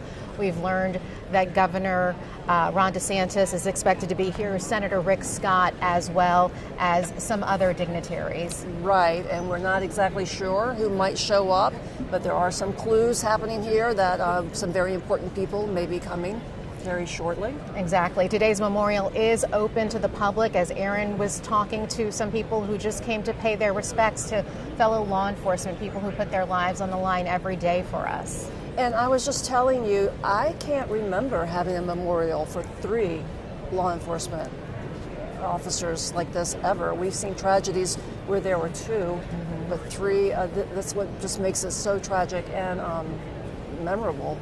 Heart-wrenching, actually. Yeah, today's memorial service is expected to be a long one as we honor all 3 for their heroic service. We're expected to hear from Pastor Tom Mullins with Christ Fellowship. He's very well known in the community. He'll be giving the invocation. We're also going to be hearing from Congressman Brian Mast, and we're going to hear from Sheriff Rick Bradshaw himself. He will be speaking as well today. And I believe that Sheriff Bradshaw will also be involved in handing those symbolic folded flags. It's very, very touching when the Honor Guard takes a flag from the casket. They fold it very rigidly according to very precise military style protocol. And then Sheriff Bradshaw, they give that to the families to remember their fallen hero within the family. And it's so touching, especially if there's children involved. And all of these men, I do think, have children. Some of them are grown, but gosh, you're always a parent and you're always a child. And so that's going to be really a lot. But Sheriff Bradshaw will be handling that. And he was emotional when he talked to me on the phone last week about this. And he kept saying, like, Terry, I can't believe that. Because what would have caused this to happen when that whole long stretch of Southern Boulevard, there's nothing there? Why did this have to happen? We're right at that moment where the three were standing, waiting to get a battery charged. It's true. It's so true. Like, why then? Why at that exact moment in the morning? We'll never know. We are expecting during the memorial service, as we often see during these memorial services, they will be the Honor Guard. They'll be playing taps. There will be a flyover done by PBSO Aviation, and they will be singing Amazing Grace as well. This is typical of what we see during these types of services. And always, you wonder sometimes why we go through all of these customs in our society, but it's because it speaks to all of our hearts. And when you realize that the taps plays and the flyover, and it really does speak to all of us. And it never gets easier when we're here, even as reporters, as friends, as family, as colleagues. But it is going to be a wonderful memorial for them. We can tell already just by the outpouring of love and support that's here. There are a lot of people here, a lot of law enforcement here, and members of the community as well, and we will be here throughout it all, covering it for you. We'll send it back to you, Tiff and Nathalie in the studio. All right, Felicia and Terry, thank you for that. Law enforcement officers, they pledge to serve and protect. So the kind of memorial service we're going to see today will reflect the honor and the service that they dedicated their lives to. We want to bring in our Yasmin Julmus. Yasmin, you have been watching the road closures, the roads impacted, the traffic impacted by this funeral procession. Can you let us know how things are looking right now? Have the roads reopened? Well, we're still seeing some closures along some of the roadways. Excuse me as we get the mic situated. We're still seeing some closures along some of the roadways right near the I Think Amphitheater this morning, including if you're traveling eastbound on Okeechobee Boulevard. That's what this purple right here on my map is indicating. Same deal if you're traveling southbound on 441 approaching Okeechobee Boulevard today. And we're going to see a lot of impacts still throughout the memorial service. I know it hasn't started yet, but it is expected to wrap up around 2. So we'll be seeing a lot of impacts to the Royal Palm Beach, Wellington area, Southern Boulevard, Okeechobee Boulevard until this afternoon. It's encouraged for everyone to just pack your patience as we're still seeing some impacts underway. Thank you so much. We want to take it over now to our Jade Jarvis. She is live along Southern Boulevard for us this morning. And Jade, there is a memorial set up right there behind you for the 3 deputies and those American flags waving there in the distance. I mean, just such a moving picture to see right now. Yeah, that's right, Nathalie. It was just 2 weeks ago, like you all have said, or just about 2 weeks ago, when that very tragic accident happened here along Southern Boulevard. We are right just past Seminole Pratt Whitney Road, just after you pass the entrance to Lion Country Safari, and this is where that crash happened. I'm just going to step out of the way so you can see the memorial. that I'm not sure who put this memorial up, but either those who admire our law enforcement or maybe those from PBSO put this up. But 3 American flags you can see here representing each of the deputies who were killed in this horrible accident, as well as a cross, and just honoring their service to the community and honoring where this accident happened and unfortunately where they all lost their lives. Now again, it was on November 21st. The deputies were here along Southern Boulevard conducting traffic enforcement. They were running radars on vehicles traveling eastbound here on Southern Boulevard, which is a major thoroughfare here, 3 lanes going in both directions. One of those deputies had trouble restarting his motorcycle, thought he had a dead battery. He called the other deputies for help moving his bike off the road. And so they sat here along the grassy shoulder waiting for another PBSO vehicle to bring jumper cables. That is when that female driver, she was driving eastbound in the center lanes and she came across a driver going slower than her. And so she veered to the right and overcompensated, lost control of her vehicle and hit all 3 of those deputies. They were all rushed to St. Mary's Medical Center, but unfortunately, they all did not survive. And I'm sure you can see out here as I'm talking, you can hear the traffic going by. It's very loud. We do have our safety vests on right now because it's quite a dangerous situation to be standing by the side of the road. We are trying to be extremely careful here, but again, the deputies here, one of them had motorcycle trouble, so they were just waiting for help themselves, and unfortunately that accident did happen. But again, a very nice memorial that someone has set up here along Southern Boulevard for those 3 deputies. And I think later today, or later this morning, we are expecting another procession to come along Southern Boulevard here to honor those 3 deputies. But for now, we're going to send it back to you in the studio, Tiffany and Nathalie. All right, Jade, thank you. Such a touching tribute there where those 3 deputies lost their lives. And then this morning, what we saw is really something our community has never seen. Such a powerful show of unity in that procession we saw earlier that lasted for over an hour. Let's go to Caleb Califano, who is at the South Florida Fairgrounds, where that procession ended a short time ago. And now as people make their way into that outside theater for the memorial service. Caleb?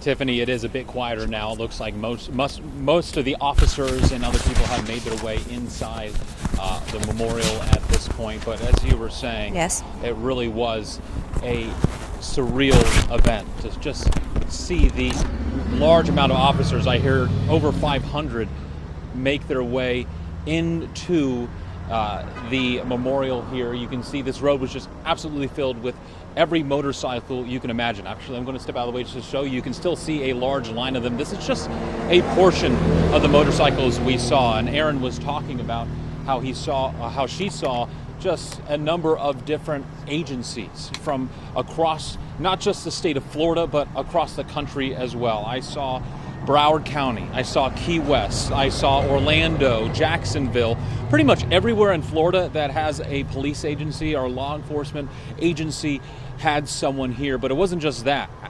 Across the country, we saw Indianapolis, like Aaron said. We saw California. We know the NYPD sent 8 officers here to honor these lives. And it really just shows how tight-knit of a family this law enforcement community is when you see that many officers here so uniform coming down this road here, all just lined up in their motorcycles, 500 plus of them. It really was something to see it in person. It really started to make you emotional because it just shows you how much support that these 3 fallen officers have for them. As I said, now as I step back into frame, it's much quieter now. It looks like most of the officers and people have moved their way inside of the memorial, but still a surreal sight here at the fairgrounds, and we'll keep you updated though, but really surreal here. We're going to send it back to you. Caleb, thank you so much. And we take you back live inside the amphitheater there at the South Florida Fairgrounds, where you are taking a look at the pictures of the 3 deputies. We are expecting this memorial service to start in about 10 minutes at 11 o'clock this morning. We're going to be hearing from several people, including family members, about the lives of the deputies, the dedication that they had to law enforcement. Corporal Luis Paez, he had 36 years. He dedicated 36 years of his life to the Palm Beach County Sheriff's Office. He began his career in 1988. He started off as a road patrol deputy in District 5, that's Belle Glade, and also worked at the PBIA Airport District. In 2002, he joined the Vehicular Homicide Unit before finding his true calling, the Sheriff's Office says, as a motorcycle deputy sheriff in the motor unit. Throughout his 2-decade time with the motor unit, Paez became a cornerstone of the department, patrolling Palm Beach County roads and training fellow motor deputies. That's what the Sheriff's Office is telling us. Loved ones say they're going to remember his patience, his kindness, and his extensive knowledge, which they say helped shape the careers of many who followed in his footsteps. He is survived by his son, Cameron, and many more family members who say he will be truly missed. And in the middle there is Deputy Ralph Butch Waller. He started his law enforcement career when he graduated the Law Enforcement Academy in Polk County back in August of 1996. He was 54 years old when he lost his life in this accident. In June of 1998, he started his career in Palm Beach County as a member of the Royal Palm Beach Police Department, where he spent the next 8 years as a law enforcement officer and a motorcycle officer. On October 1st of 2006, the Royal Palm Beach Police Department merged with the Sheriff's Office. Butch, who loved being a motorman, continued his love as a motorcycle deputy sheriff assigned to District 9 in Royal Palm Beach. And for more than 26 years, Deputy Waller was known for his infectious smile. You see it in his photograph here, helping all those in need and being a friend to everyone. He is survived by his wife, Denise, his father, Ralph Sr., his sister, Tanya, and many, many family and friends. His family and friends say he will just be truly missed. And that third picture there up on the stage is Deputy Ignacio Dan Diaz. He began his law enforcement career in 1996 with the Palm Springs Police Department. He served as a dual certified police officer and firefighter and became the department's first motorcycle officer. In 2004, he joined the Palm Beach County Sheriff's Office, working as a deputy sheriff in various districts before transferring to the DUI unit in 2008. He earned multiple awards during that time. In 2014, he joined the PBSO motor unit. He was known for his tenacity and skill as a motorcycle deputy. Loved ones say Deputy Diaz will be remembered for his laugh, his kindness, and dedication to helping others. He is survived by his daughter, Alexandria, who we are expecting to hear from later on this morning, his mother, his sisters, and family. They say that he was just an incredible person who they will truly miss. Deputy Diaz was 51 years old.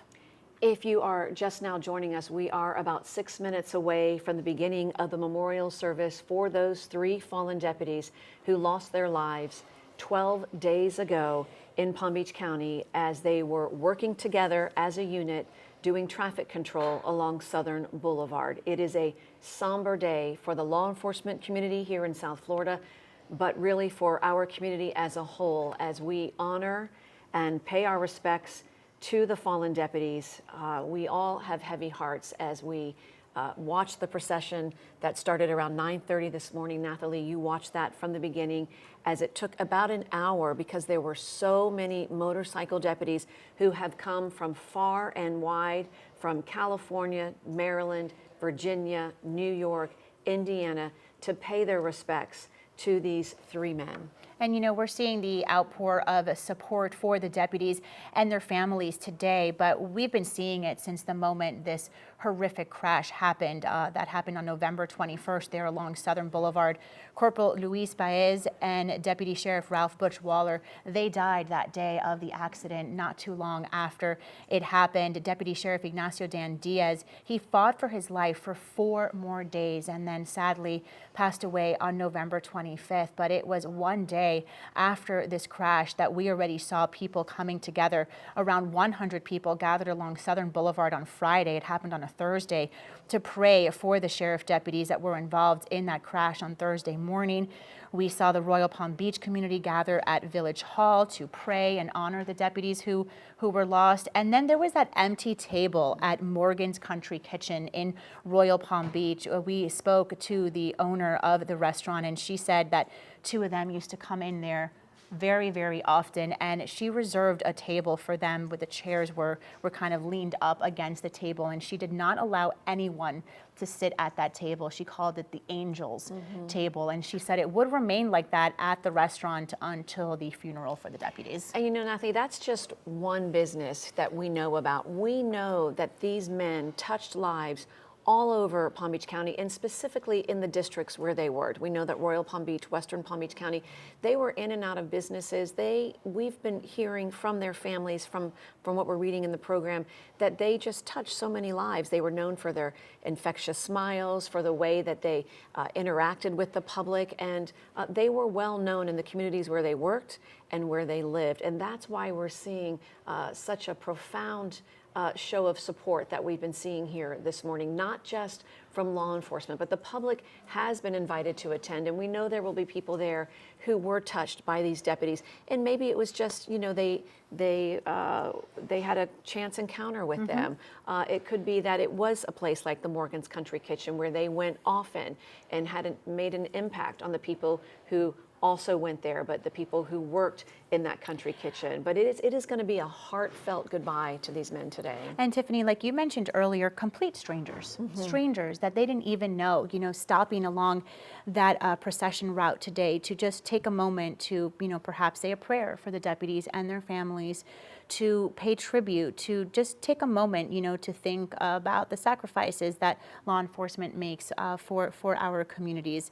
And it just to see them, you know, just standing there on the sidewalk and just taking that moment in, and waiting for the procession that was very, very long because of just the outpour of support that we saw from law enforcement, but especially the motorcycle units from so many different departments. They stood there and they waited, you know, just to pay honor. And you can see here on the middle of your screen, that is as we look at the memorial service, which is about to begin in just a couple of minutes. It does appear as if that is the Palm Beach County Sheriff's Office motorcycle unit. They are making their way in.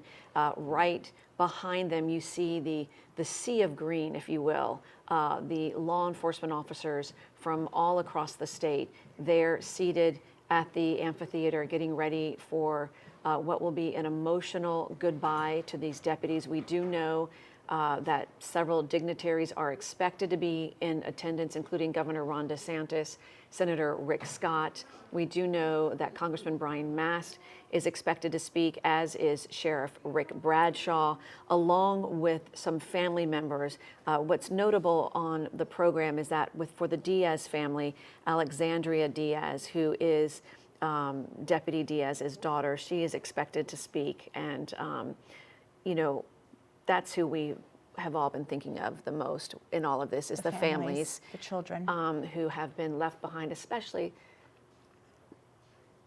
right now. Yeah, no, of course, that's definitely who you're thinking about as you just see the families come together and people gathering here, the thousands of people who are gathering here to honor the deputies. You know, our thoughts and prayers have been with the deputies' families since the very beginning when we learned about this horrific crash. As you make your way around Palm Beach County today, you may notice that flags are at half staff. That's because Governor Ron DeSantis did order all flags to be at half staff in honor of the deputies. We want to get over to our Felicia Rodriguez and Terry Parker. Felicia, you are inside the amphitheater there. We were just seeing some movement. It seems that some of the PBSO motor unit were making their way inside the amphitheater there.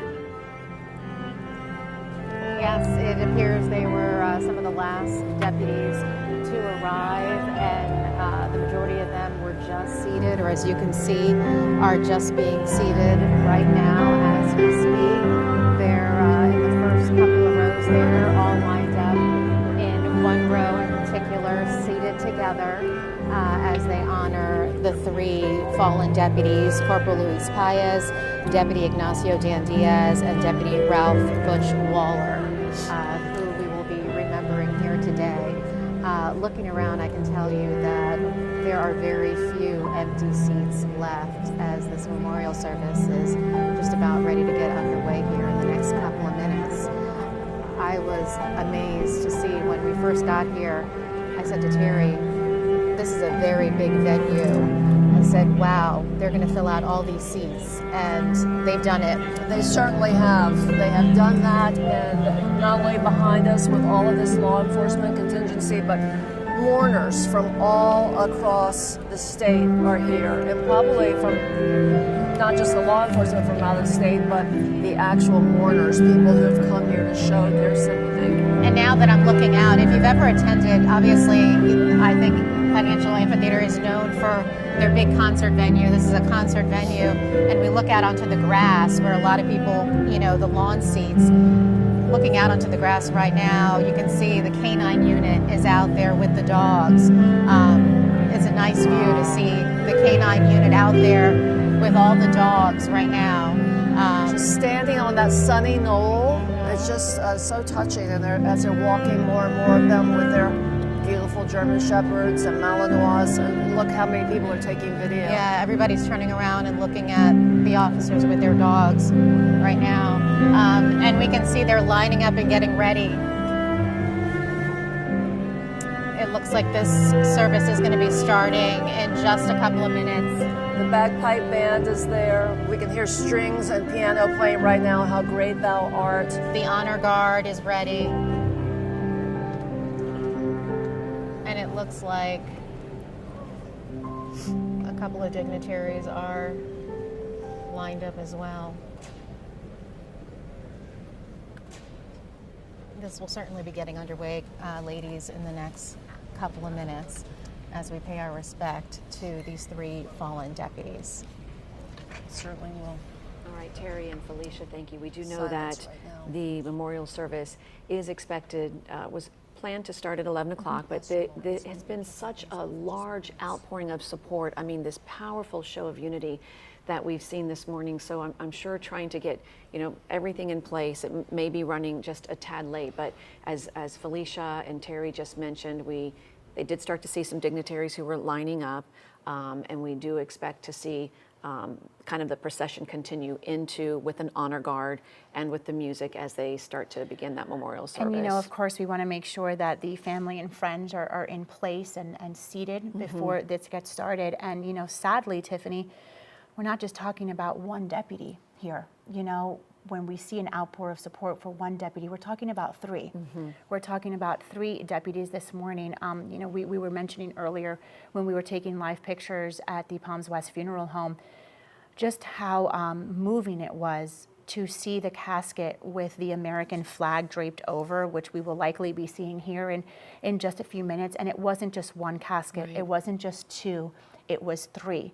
And then the funeral procession making its way on the road. It wasn't just one hearse, not 2, but 3, one behind the other. And we'll see later today with those flags, they will be folded and handed to each of the families as a sign of remembrance. And it really is, it signifies really the last time, the togetherness that they are with their loved ones, when it will likely be the Sheriff Rick Bradshaw, who it's usually the highest ranking person of an agency who will hand that to the family. And something else that we're going to see that is always very moving is the riderless horse that we'll see today. And it will be a horse with a saddle but with no rider, and the horse's boots are reversed in the stirrups to symbolize that the rider of that horse will never ride again. And it's a very symbolic scene that plays out often at law enforcement officers' funerals and memorial services. You're taking a look right now at this smaller box there on your screen. That is the live feed from the Palm Beach County Sheriff's Office once the service gets underway. We, of course, will be taking that live for you so you can watch. It's expected to start again at 11 o'clock, so we're running just a few minutes late, and it's expected to go until about 2 o'clock this afternoon. Tiffany, one of the things that really stuck out, Erin did an interview with the Patriot Guard. And one of the gentlemen she was speaking with, a former officer himself, was saying that he could see the families' faces as they were making their way into the South Florida Fairgrounds, and that what he could make of it, what he could see was that it may be provided, you'll never have a full sense of closure, right? But maybe just a little bit of comfort in seeing everyone come together for your loved one, and seeing the hundreds and hundreds, thousands of people that have come from all across the state, from all across the country to say thank you to your loved one. Yes, and you hope that they are able to take that in for just a moment to, as you said, provide them some sense of comfort. There will never be any type of closures. There's so many questions about why on this day, all three of those deputies together, that this accident or that this happened. So if it can provide them any type of comfort, we hope surely that they will see perhaps photographs of the miles-long procession that snaked its way through the streets today to bring the bodies of the deputies here to the amphitheater today. And you know, at a time like this, the public always wants to do something. And so people can go and pay their respects today here at the service. Maybe they did line along the procession route. The other thing that the Palm Beach County Sheriff's Office is asking people to do, and it could be $5, it could be $10, but if you're trying to find a way to just say, we're with you, we thank you for your sacrifice and your dedication. They are asking people to make donations to the Palm Beach County Police Benevolent Association Fund. We do know that all of the money will go directly to the families of these three fallen deputies. So if it's $5, 50 cents, $10, whatever it is, if you are looking for a way to say thank you, that is a way you can do it. And Tiffany, you know, you just mentioned people supporting the Palm Beach County Sheriff's Office, and the deputies are taking a live look right now at the memorial that has been set up along Southern Boulevard. This tragic crash happening on a Thursday on November 21st, killing Corporal Luis Baez, just 58 years old, and Deputy Sheriff Ralph Butch Waller, just 54 years old. That day, the day the crash happened, and Deputy Sheriff Ignacio Dan Diaz, he fought for his life for 4 days before passing on November 25th. He was just 51 years old. So people coming together to put this memorial together for the deputies. And as we continue to take a live look inside of the amphitheater there at the South Florida Fairgrounds, it seems like loved ones are making their way now onto the stage as we are expecting this memorial to get started in just a few minutes. Yeah, this is on the stage here. You see, we're not exactly sure whose family this is, but they are being escorted by members of law enforcement to the stage where they will remain seated throughout this memorial service. Again, we are expecting to hear from, we know, at least one family member of Deputy Dan Diaz. His daughter, Alexandria Diaz, is anticipated to speak, as well as someone in the program as Eric Caballero. And then for the other deputies, Paez and Waller, listed on the program are Palm Beach County Sheriff deputies who will be speaking on their behalf. But as you look at the stage here, you see mementos from the deputies. It looks like they're motorcycle helmets, photographs, or I can't quite make that out, but it is something to represent their dedication and service as part of the motorcycle unit. We saw earlier walking in and getting seated members of the Palm Beach County Sheriff's motorcycle unit, which we have been mentioning throughout these past 12 days. What a tight brotherhood it is. They work often in tandem in very dangerous and risky situations. It does appear as if somebody is taking the stage here, so let me just be quiet for a moment and let's see if this memorial service is beginning.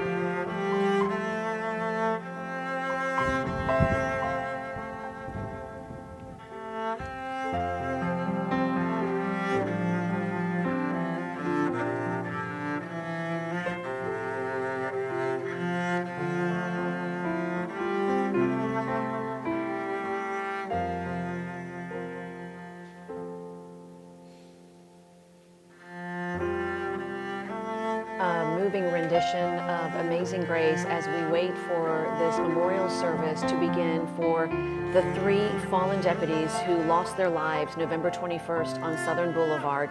Corporal Luis Paez, 58 years old, 51-year-old Deputy Ignacio Dan Diaz, and 54-year-old Deputy Ralph Butch Waller. All of them just in their 50s. Corporal Luis Baez, 58 years old. He had just turned 58 last month. Deputy Sheriff Ralph Butch Waller, 54 years old, also turned 54 just last month. And Deputy Sheriff Ignacio Dan Diaz, just 51 years old. Deputy Diaz fought for his life for 4 days before passing on November 25th. You are taking a live look right now at some of the dignitaries that are at the services, including Governor Ron DeSantis, and also Congressman Brian Mast is there as well, seated along others. We saw family come in just a few minutes ago. They are seated on the other side of the stage, also taking a look there at Palm Beach County Sheriff Rick Bradshaw. This memorial service is expected to begin at any moment. We are expecting the honor guard to walk in, and then we'll hear some opening remarks from Major Ron Matino, and we'll have the invocation from the well-known pastor Tom Mullins from Christ Fellowship Church, and then we will hear from a worship pastor who will sing the very moving How Great They Are. And then we are seeing, as expected, President-elect Donald Trump. We had heard that he'd left Mar-a-Lago about an hour ago, and we were expecting to see him, but we did not get final confirmation. But he is live here at the memorial service for the 3 motorcycle deputies who often helps protect him and escort him to and from the airport or for different events that had happened. And we have seen him standing with at least one of the deputies in a photograph that they took together. We know that President-elect Donald Trump called Sheriff Rick Bradshaw the day of this awful accident.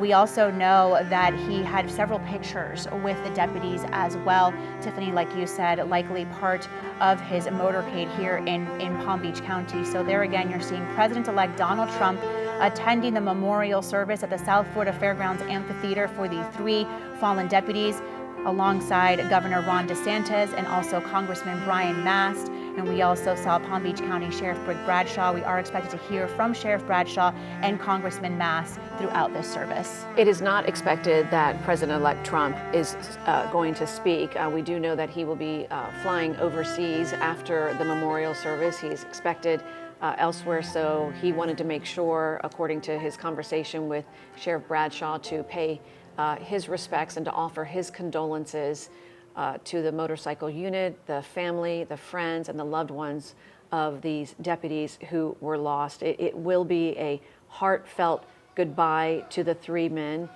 It appears now as if the memorial service is beginning.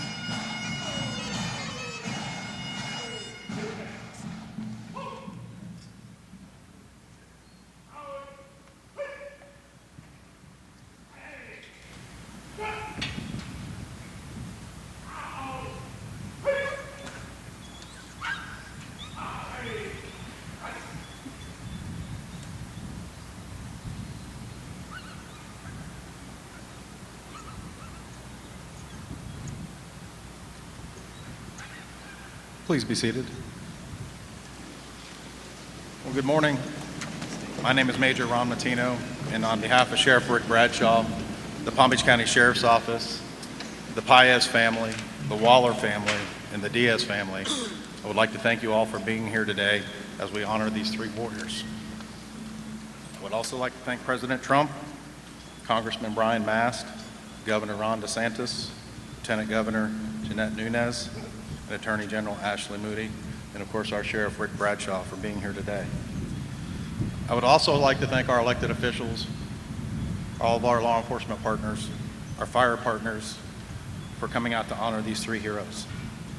Lastly, we couldn't have done this without Joe Neiman and the Live Nation staff, Matt Walsmith in the South Florida Fairgrounds, and Christ Fellowship Church for helping us with all of our services and providing our music for us here today. Before we begin our memorial, I would like to tell you a little bit about these three men, starting with Corporal Louis Paez, Motor 4. Corporal Paez dedicated 36 years of his life to the Palm Beach County Sheriff's Office. He began his career in 1988. His journey in law enforcement started as a road patrol deputy out in District 5, our Belglade substation, and at the PBIA Airport District. In 2002, Deputy Paez joined the Vehicular Homicide Unit before finding his true calling as a motorman. Throughout 2 decades in the motor unit, Deputy Paez became a cornerstone of the department, patrolling Palm Beach County's roads and training fellow motor deputies. His colleagues remember his patience, his kindness, and extensive knowledge, which helped shape the careers of many who followed in his footsteps. He is survived by his son Cameron and many more family members. He will be truly missed. Deputy Ignacio Dan Diaz, known to us as Motor 18. Deputy Diaz began his law enforcement career in 1996 with the Palm Springs Police Department, where he served as a dual certified police officer and firefighter and became the department's first motorcycle officer. In 2004, he joined the Palm Beach County Sheriff's Office, working as a deputy sheriff in various districts before transferring to the DUI unit in 2008, where he earned multiple DUI awards. In 2014, he joined the PBSO unit, known for his tenacity and skill as a motorcycle deputy. Dan will be remembered for his laugh, his kindness, dedication to helping others. He is survived by his daughter, Alex, mother, Bertha, sisters and family, his love, Sharishka, and children, Nahala and Kadeen. He was preceded in death by his father, Ignacio Daniel Diaz. Deputy Ralph Butch Waller, known to us as Motor 7. Deputy Waller started his law enforcement career when he graduated the Law Enforcement Academy in Polk County in August 1996. In June of 1998, he began his career in Palm Beach County as a member of the Royal Palm Beach Police Department, where he spent the next 8 years as a law enforcement officer and a motorcycle officer. On October 1st, 2006, the Royal Palm Beach Police Department merged with the Palm Beach County Sheriff's Office. Butch, who loved being a motorman, continued his love as a motorcycle deputy sheriff assigned to District 9 in Royal Palm Beach. For more than 26 years, Deputy Waller was known for his infectious smile, helping others, those in need, and was a friend to everyone.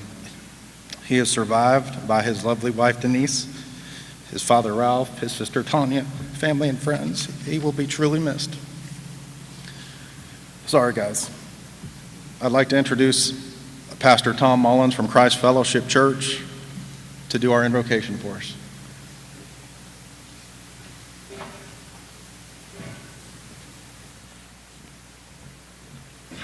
Let us pray. Our most kind and gracious Heavenly Father, we reach out to you in this hour of our loss and our pain. And we're reminded of the Holy Scriptures that tell us that you are close to those that are brokenhearted. You are a refuge in time of our trouble. And Lord, we seek your presence today. Come with a supernatural comfort that only can come from your heart as you wrap your loving arms around the family and all of the extended family as we grieve this time of our loss. But we know, God, that you are more than sufficient. Your grace is sufficient. Your mercy is ever renewed every day. And we pray for your strength to be with us today as we honor the ones that we have lost and loved so dear. We pray all of this in the name of the Father and of the Son and of the Holy Spirit. Amen.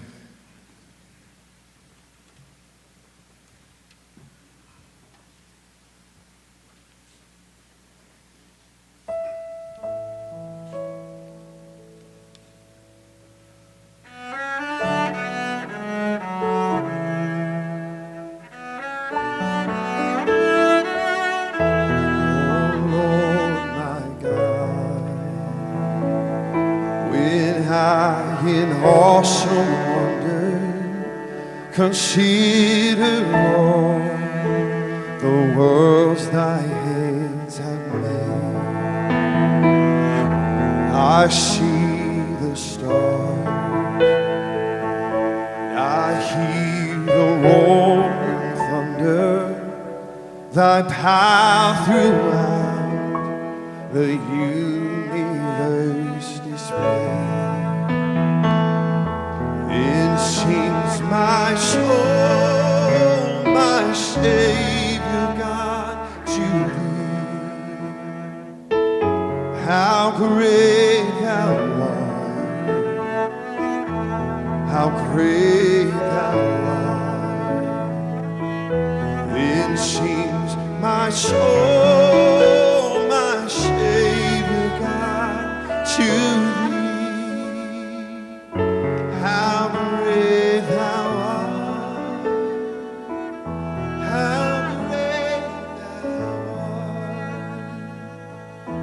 And when I think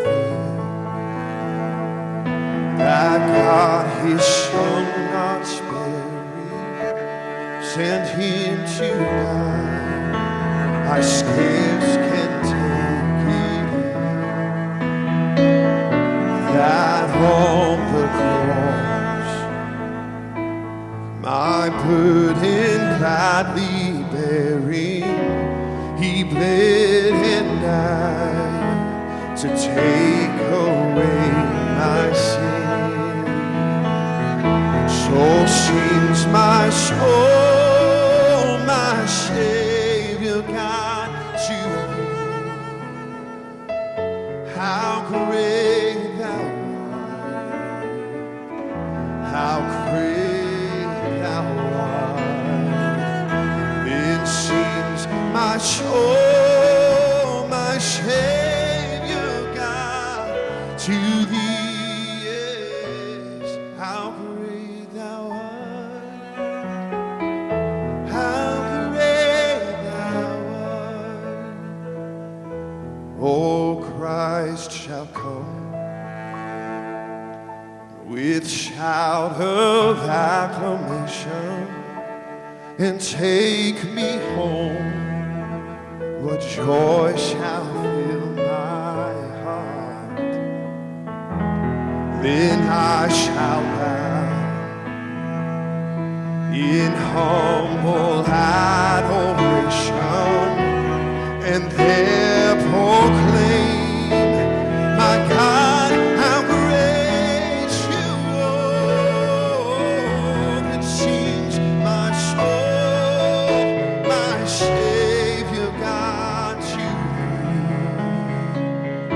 How great thou art, how great thou art. Then sings my soul, my Savior God, to thee, O Lord. How great thou art, how great thou art.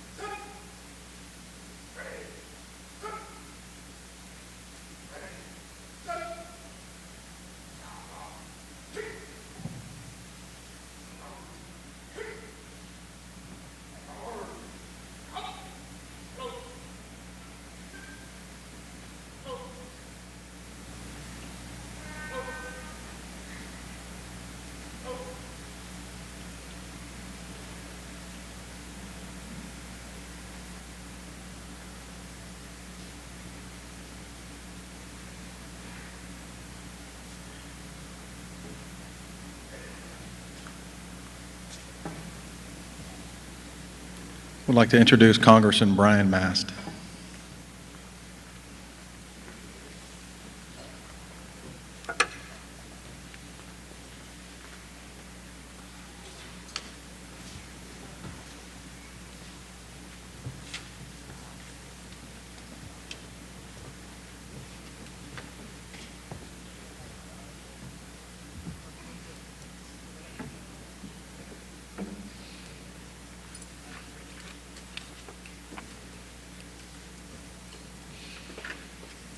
Corporal Paez, Deputy Waller, and Deputy Diaz. I knew them. We met at Veterans Day parades and along motorcade routes. We shared the road as we fired up our Harleys on motorcycle runs. And we shared sanctuaries in churches with many of you as we honored the lives of friends who had ended their watch. I cannot pretend that I knew them well, but they were always present, always on watch, because it was their calling to protect every person in this community from danger, even those of us that they barely knew. Nothing could be more selfless. They knew full well the hazards of their chosen profession, patrolling inches from death all day, every day. Yet they never stood down, never asked that another be sent forward instead of them. Because for their lives, courage was as natural as breathing. The scripture says in 2 Timothy, the Spirit God gave us does not make us timid, but gives us power, love, and self-discipline.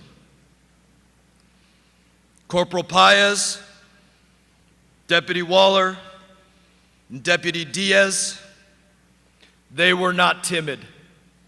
They were lions. They rode each day with a badge, body armor, and a pistol to keep everyone safe. I thank God for these men. I thank God for each of your families for sharing these patriots with us. I thank God for their love of our community. And I thank God for their dedication to duty, which they made more important than life itself.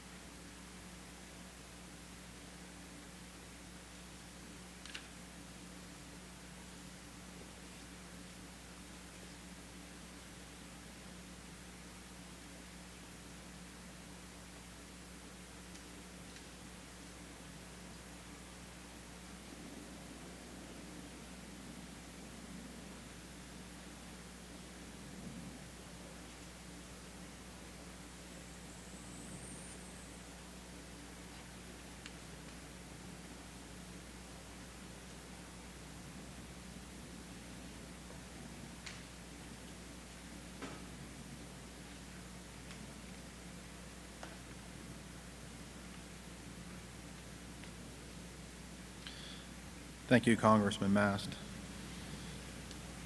I'd like to introduce, on behalf of the Paez family, Major Paul Vercoda and Corporal Thomas Daig.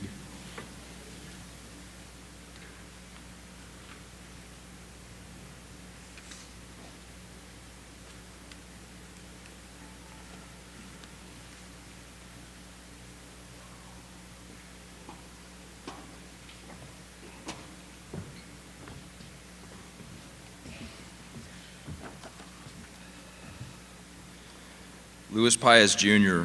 was born on November 7, 1966, in Lafayette, Indiana. His family soon moved to Florida, and he attended elementary, middle, and high school in West Palm Beach, graduating from Forest Hill High School in 1985. He applied to the Palm Beach County Sheriff's Office in September of 1987 and was hired as a corrections recruit on January 11, 1988. He eventually attended the Corrections Crossover Academy, earned his law enforcement certificate, and transferred to the Patrol Division in 1998. After completing the law enforcement FTO program, he was assigned to District 5, where he worked as a patrol deputy until being selected for a position in the motor unit in February of 2001. I first met Louis when he was in field training in 1998, and our paths crossed a few more times until I transferred to the motor unit in 2003. Louis was an experienced and respected member of the motor unit at this point, and he quickly took me under his wing and helped me find my way as a new sergeant in the unit. Through this transition in the motor unit, we developed a mutual respect for each other and became more than just co-workers in the same unit. We became friends, and Louis was one of my best friends. I stayed in the motor unit for approximately 6 years, and Louis and I rode together just about every day. As a rider, he was smooth, steady, confident, and safe. He was very intuitive and seemed to know what you were going to do before you even did it. He was the guy you wanted as your wingman. Louis was a dedicated member of the Palm Beach County Sheriff's Office for over 36 years, but he was a lot more than that. His chosen profession did not define him as a person. He had passions and hobbies.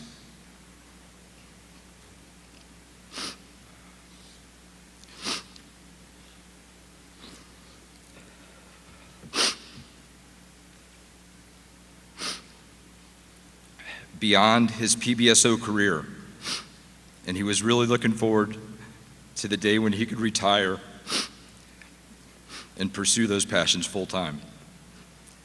He loved his family and friends.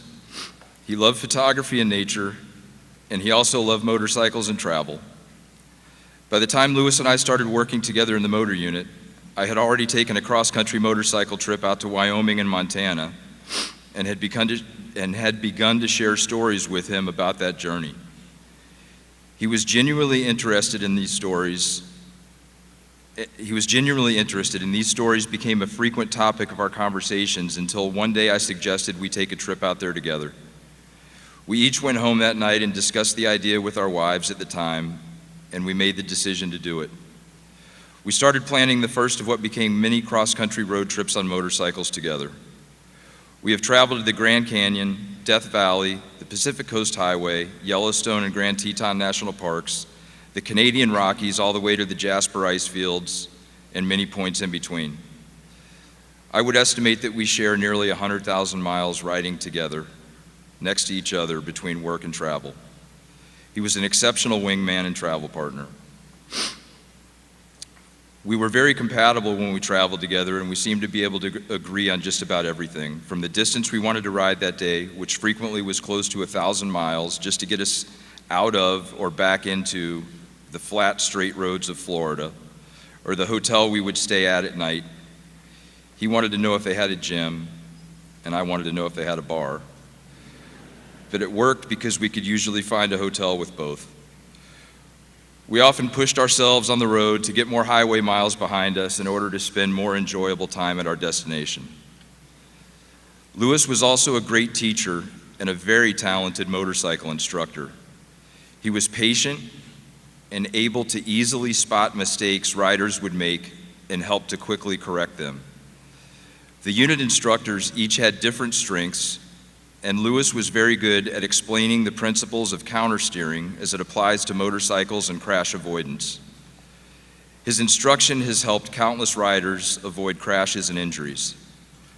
One such example is explained in a commendation letter I found in his personnel file that was written by a Boynton Beach police officer on April 15th of 2008, and he had recently completed a motorcycle operator course where Lewis was one of the instructors. An excerpt of the letter reads as follows. On April 15th, 2008, a short 30 days after completing the course, my training was put to the test. While initiating a stop on a violator in the 3400 block of Old Boynton Road, a vehicle entered the lane I occupied and approached my police motor head-on. With the vehicle closing on me, I was able to apply the SIPTE principle and choose the best of 3 available options. And I quote, pushed right and went right, end quote, and executed an evasive maneuver which took me out of the direct path of the oncoming vehicle. I narrowly avoided being struck head-on, and the vehicle struck only a glancing blow to the left engine guard and floorboard, but I did not go down. The result was a fracture to my left foot and minor damages to the motor and the involved vehicle. Each of you should know that the work of these instructors has saved the life of a fellow officer, a husband, a father, and a son. My loved ones, our respective agencies, and our extended law enforcement families have been spared the pain of what could have happened. I am grateful to each of these men, and I wish to commend them on a job well done. I will continue to ride and hope that there will come a day that I can respond in kind. Lewis touched so many lives in a positive way. He was truly an angel on earth. To paraphrase a quote from the late Ronald Reagan when he referred to the United States Marines, quote, "Some people spend an entire lifetime wondering if they made a difference in the world. The Marines don't have that problem." Neither did Luis Paez. The event that took Lewis from us has no reasonable explanation for why it happened.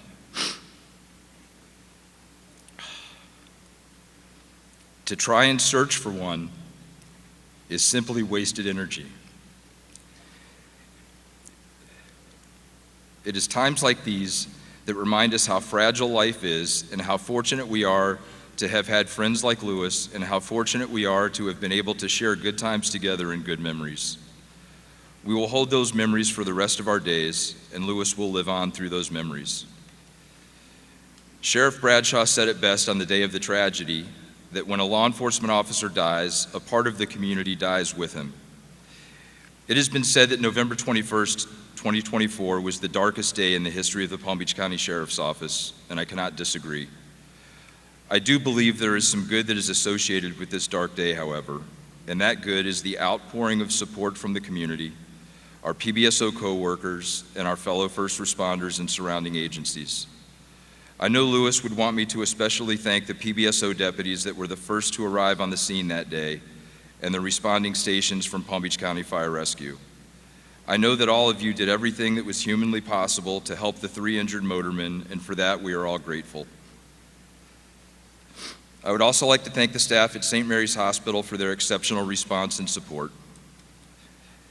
As an agency, we got knocked down that day, but we didn't get knocked out, and we will get back up, and we will be stronger together. We will get through this with the continued support from all of you. Lewis, we love you and we will miss you.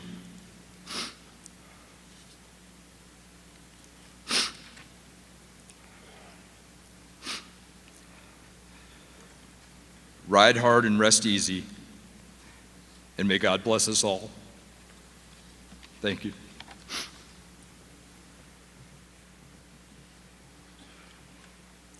Good morning.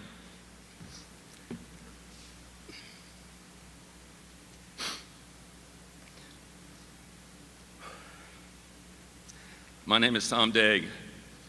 I'm a corporal in the Palm Beach County Sheriff's Office Motor Unit.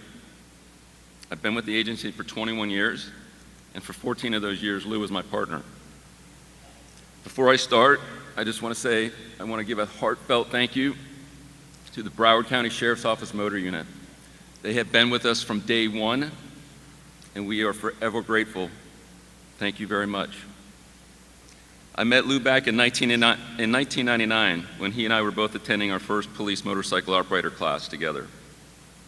I worked for a local police department, and Lou worked for the sheriff's office. For those of you that don't know, the police motorcycle class is extremely difficult. Learning how to ride the bike is both physically and mentally demanding, and typically only about half of the class will pass. Many drop out due to injuries, the realization that the endeavor is not for them, or failing the final riding exam. Lou ended up injuring his shoulder the second week of school, and our class thought for sure he was going to give up and drop out of class. As you can imagine, riding the motorcycle requires a lot of pushing and pulling of the handlebars, which with a shoulder injury is almost nearly impossible. In typical Lou fashion, he persevered through the pain, and we both ultimately graduated from that class. When I was finally able to get hired at Palm Beach County Sheriff's Office and then get back into the motor unit, I knew who I wanted to ride with, Lou. It took a few years, but Lou and I were finally able to partner up. Lou was also the senior motor unit instructor. When I made instructor, it was a dream come true to be able to work with Lou in this capacity as well.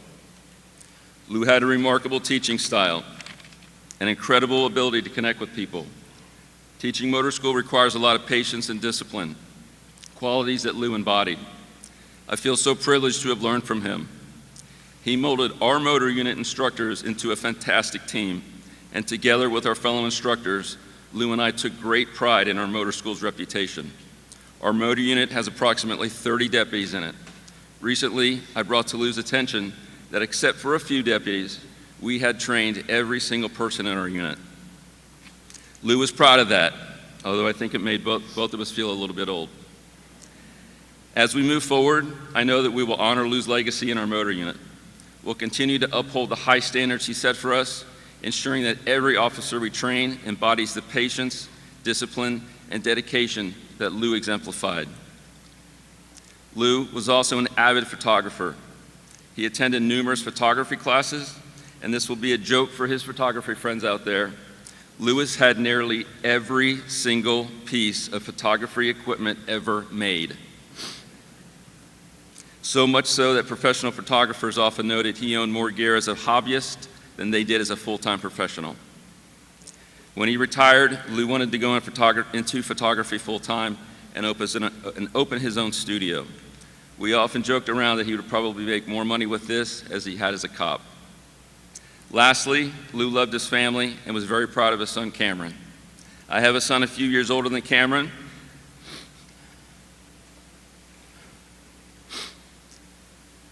And there was barely a day that went by we didn't talk about one of them. As time passes, it's still difficult to comprehend Lou's absence. The only two thoughts I can reconcile are first, the man upstairs must be having trouble with his Nikon camera and needs some pointers. And secondly, and the more probable one, is that the good Lord himself must have just bought a big Harley Davidson and needs help learning how to ride it. Rest in peace, partner. Love you.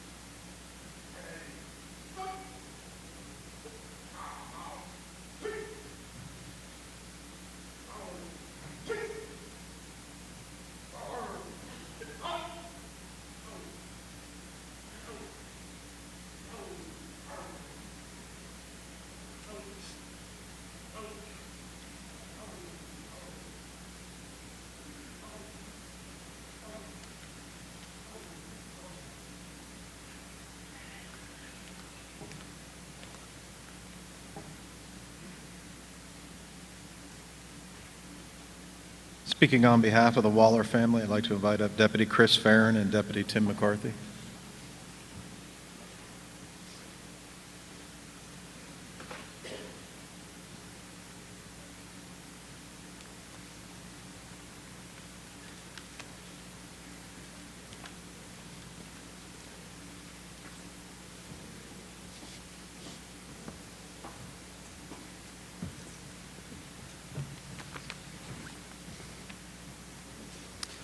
Hello, my name is Deputy Chris Farron with the Palm Beach County Sheriff's Office. Butch and I were best friends. On behalf of the Waller family, the Palm Beach County Sheriff's Office, and the other families, we'd like to take this opportunity to thank you very much for coming from far and near to today's somber event. I would also like to thank President Trump, Governor DeSantis, and Congressman Mass, and all other dignitaries that came today. I first met Butch in 1996. We were in the police academy together. The day we did orientation, I'll never forget it. I was sitting in the second row. Butch was sitting in the first row. He used to wear these Poindexter glasses, his Ralph Lauren neatly pressed shirt and slacks with his hands clenched together, looking forward. And I said to a friend of mine that I went to the academy with, we're going to have problems with that guy right there. He just looked and said, we're going to have problems. Well, after the first few days of the academy started, we quickly realized that we both had the same sense of humor, like to twist words around, and we were both sarcastic. And when you know it, we became fast friends during the academy. After we graduated the academy in August of 1996, we always stayed in touch. In November of 1996, I became an officer at Royal Palm Beach Police Department. During this time, Butch still lived in Lakeland and worked at Publix. About a year and a half after we graduated, I called Butch and I suggested he come along for a couple ride-alongs to see if he might like what we do and he possibly would pursue another career. He came down and he fell in love with it, and he applied at Royal Palm Beach Police Department. In 1998, in June, he was hired by Royal Palm Beach Police Department, and we were working together again. Once he was in Royal Palm Beach, and we spent a lot more time together, we became best friends. You know, everybody has a best friend, has a friend that they call their best friend.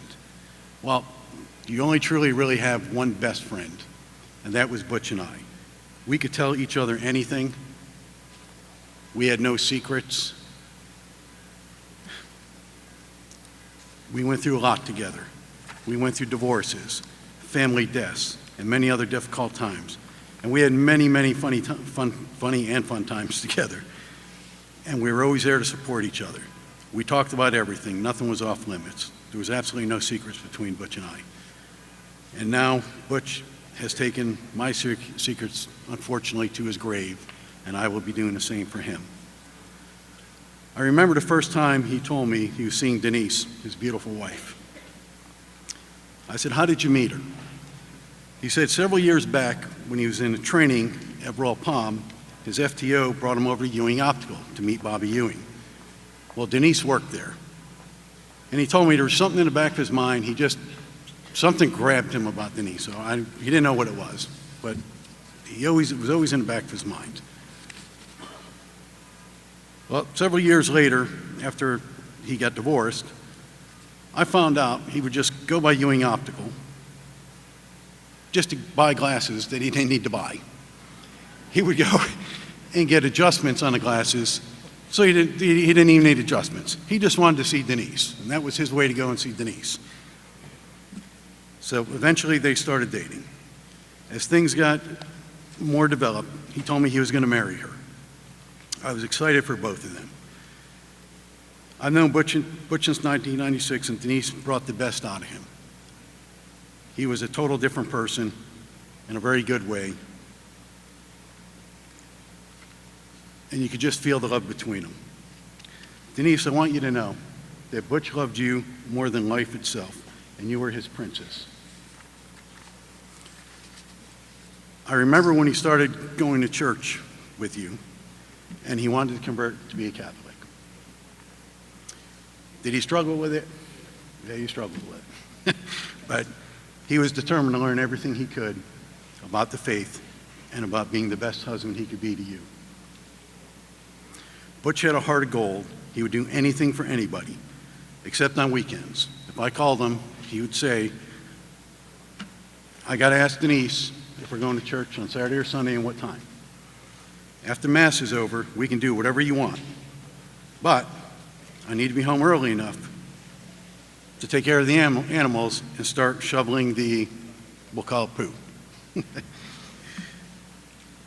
But he fully embraced the Catholic faith wholeheartedly, and I'm sure he was welcomed with open arms.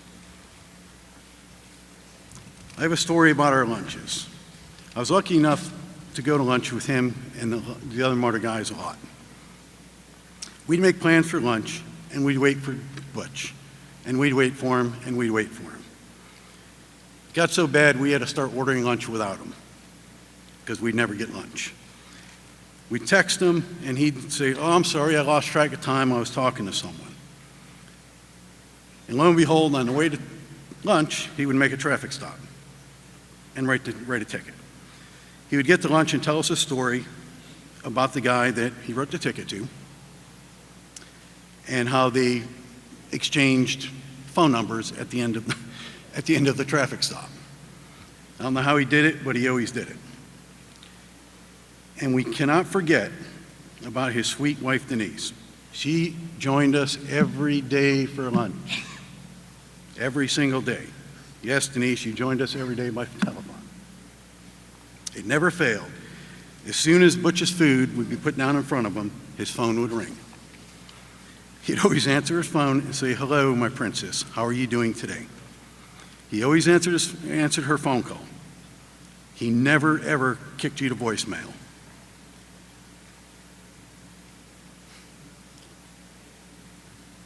It didn't matter how many of us were sitting there, and it didn't matter whether we were having a serious conversation or just jerking around. Let's be honest, most of the time we were jerking around. But he always answered your call, and no matter what you wanted to talk about, no matter how long you wanted to talk, Butch listened while his food got cold in front of him. He would always tell you he loved you, and he would see you when you got home, and he'd hang up the phone and eat his cold lunch and never, ever complain about it. Well, as all cops do, we made fun of him for that, and he'd make fun of himself as well. But nothing was more important to him than you. That is one thing I was always jealous of Butch for. You were above us. I have always put my work above my family and myself. Butch somehow found that balance that I have never found. Denise, you were his priority.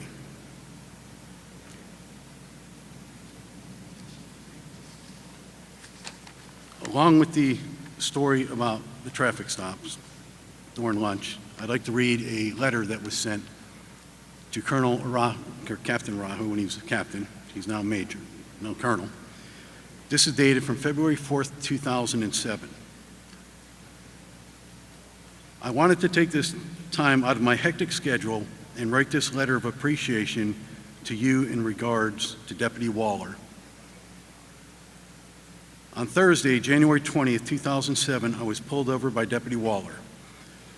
Although this was not my first traffic citation, it was the first time I have dealt with such professionalism. Deputy Waller treated me with respect and made getting a traffic citation as pleasant as possible.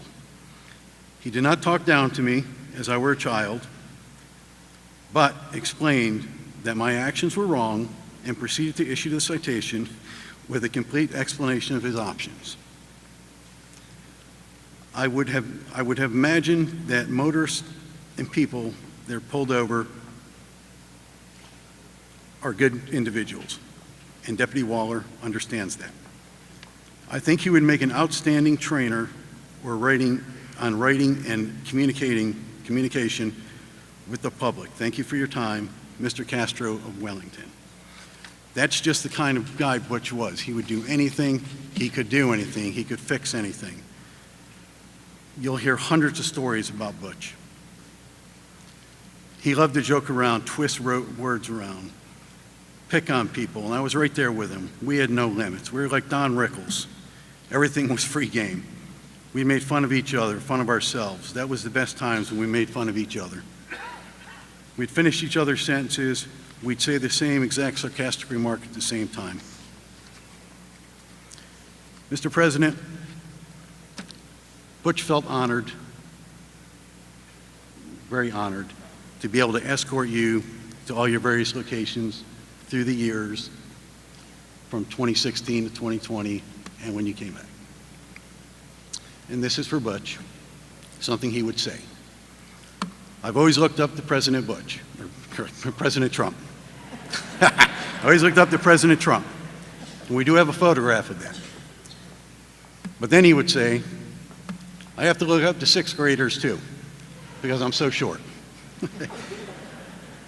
So, Butch was truly an incredible person, and everybody in Royal Palm Beach knew him. Butch was truly my best friend, and I'm going to miss him tremendously. Until we meet again, my friend, rest in peace, and thank you.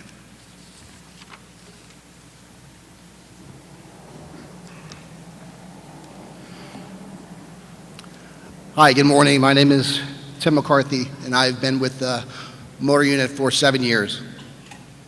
Standing here today, I'm filled with a mix of heartbreak and gratitude. Heartbreak because we've lost 3 incredible men, Butch, Lou, and Dan. Men who meant so much to this unit and to me personally. Gratitude because I had the honor of knowing them, learning from them, and calling them my friends. These 3 men were more than just colleagues to us. They were our family. Butch was the kindest, gentlest person I have ever met. His smile would light up a room. If any of us were ever feeling a little low, Butch would come over and tell us one of his quirky jokes with that funny little accent of his that nobody could quite put their finger on. But he had a charm that made you feel like you were the most important person in the world as he was talking to you. I first met Dan in the early 2000s, back when I was a street cop in Lake Worth. Dan was a motor cop for Palm Springs. And from the moment he started hanging out with us, he brought an energy that was unforgettable.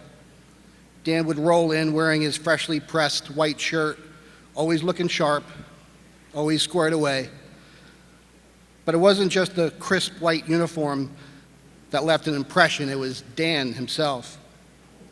Years later, when I joined the motor unit, it didn't take long for me to see that Dan still had that same uncanny ability to make everybody laugh. He'd always say to me, "Boo-boo, this is the best unit in the sheriff's department." And when Dan said it, you believed it, not just because of his words, but because of the pride that he carried with himself every day. And then there was Lou. Lou had a heart so big it seemed to spill over into everything he did.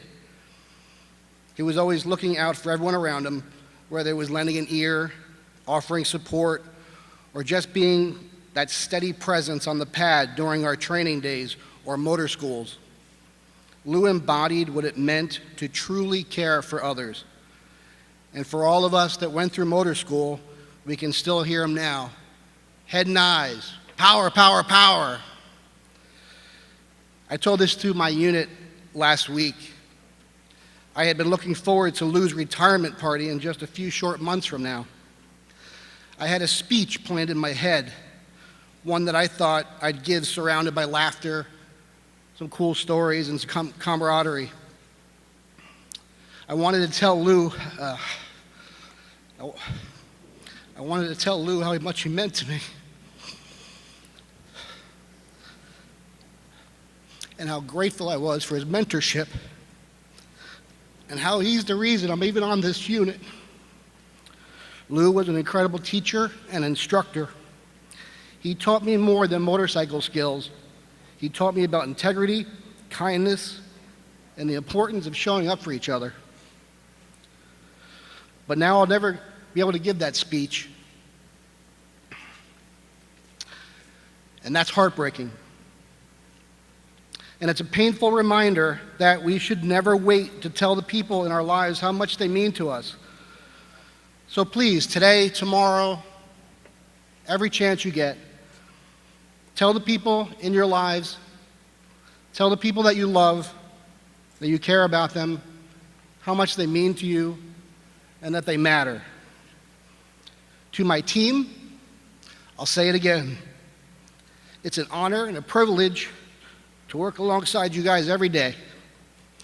I love all of you, and I'm grateful for the bonds that we share.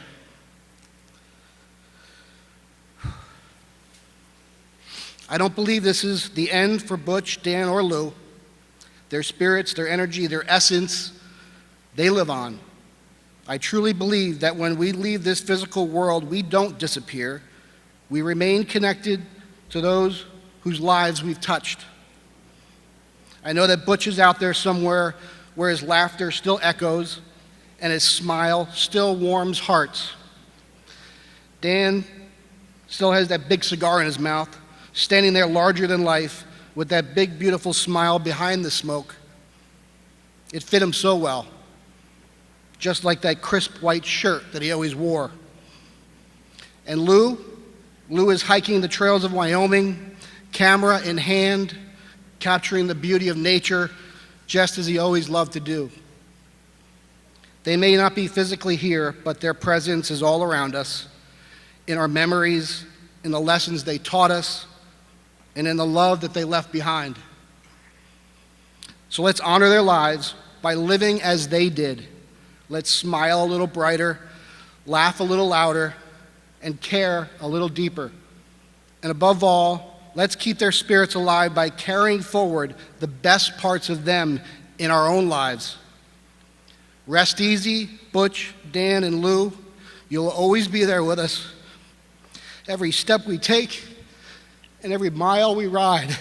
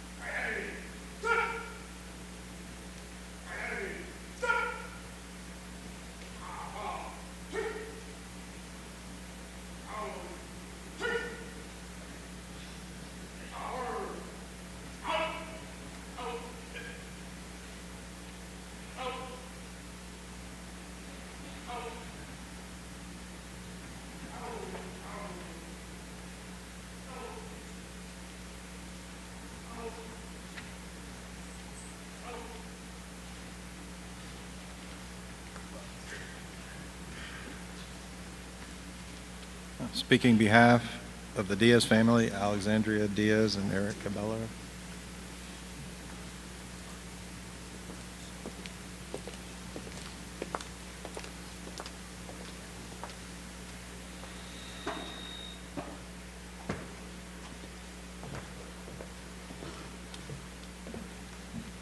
Good afternoon, everyone. My name is Alexandria Diaz. I was Deputy Ignacio Dan Diaz's daughter. Not was, I am. Not sure how well I'm going to keep my composure during this speech, but here I am.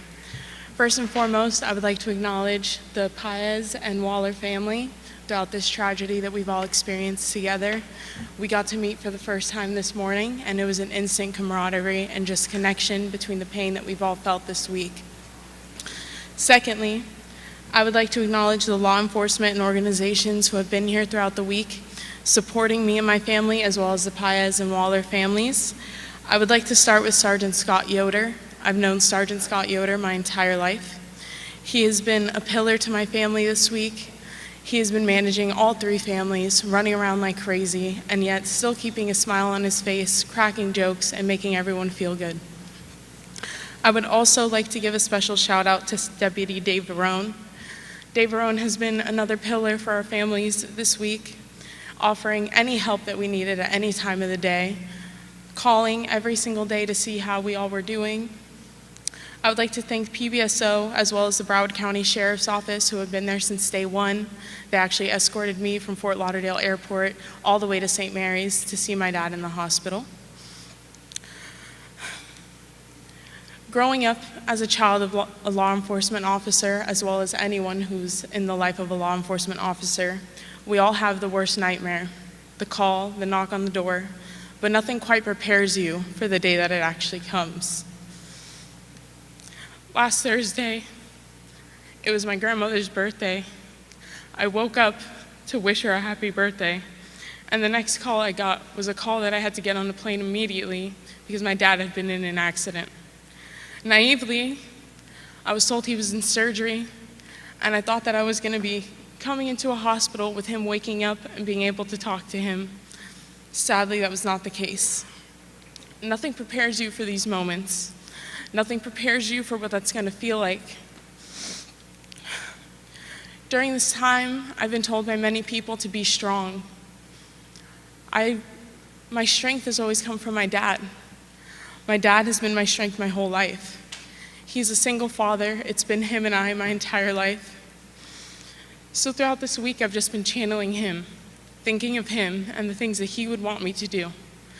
I was actually offered to not speak today, and I thought of my dad and how he would tell me to not give up and to go ahead with it and not be scared and face my fears and go along with it. Another common theme of the week is people asking how I'm doing. That's been a hard question to answer. Usually, you would answer with the nicety of, I'm doing well, how are you? This week, I haven't been able to say that to, I think, a single person, even though I've tried. I think the best answer that I've managed is, I'm doing. That's it. I want to tell you a little bit about my dad, even though people have already spoken about him. My dad was born on March 26, 1973, in Catalina de Guines, Cuba. He grew up on a small farm until 1980 when he came here on the Mariel boat lift with his 2 sisters and his mother. Our family is very small and very tight-knit. My dad always had a passion for law enforcement. Since he was 6 years old, he's always wanted to be a police officer. Shortly after graduating high school, he went to the academy. He graduated in 1996, where he soon after became hired with Palm Springs Police Department. He then became the first motorman for Palm Springs Police Department and paved the way for their motor unit. Shortly after that, he was hired with PBSO. He was so excited. He did road patrol there from about 2004 to 2008 in District 3. He then moved on to DUI, where he thrived. He received MAD awards every year. If you're not familiar, MAD awards are Mothers Against Drunk Driving. It means that you make over 100 DUI arrests every year, and my dad got one every single year. Every day he'd come home from work, and I'd ask him what his new number was. He would update me. At the beginning of the year, it would start with 1 to 10. By the end of the year, it would always be over at 100.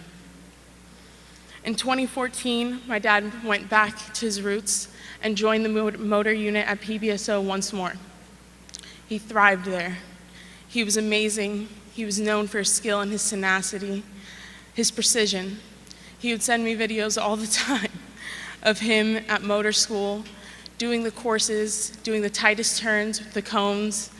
I didn't really get it at the time, but now seeing it in action, seeing the escorts in action, it's amazing what these men do. A little more about my dad is he was an amazing cook. He made a mean chili, he made great scallops, and he loved a sweet treat. He was a lover of animals of all sizes, from the smallest little frog to a big scary snake. He loved them all. His dream was to retire, go somewhere with Shariska in the mountains or somewhere, and have a small farm again. My dad was kind, so kind he never used the word hate. He would always tell me, don't say hate, say you dislike something. He said that hate was a nasty word and that it filled your heart with evil intentions. He was fiercely loyal to everyone in his life, to me throughout my entire life, to all of his friends. He was very honest, so honest that you would really have to know if you wanted to go to him for advice, because he was not sugarcoating anything. He was funny, insanely funny. He could make anyone laugh. He gave everyone a silly nickname. As I already mentioned, a lot of boo-boos are in the room. A lot of girls are in the room. Another thing about my dad that I think I'll take with me forever is that he never accepted failure as an option. My dad could try something a million times. He wouldn't stop until he succeeded. He would carry that on with me. He would never let me give up on something until I succeeded. He persevered no matter what. And that was something that I always admired about him, was his strength, his perseverance, his ability to never give up. After the passing of one of his best friends, Donovan Burry, which I believe his family is in the room with us here today, something in my dad switched. He became a firm believer of how life was so short. He really took advantage of every single day. And every day he would say something like, if something happens to me, and I would tell him, stop talking about that, please.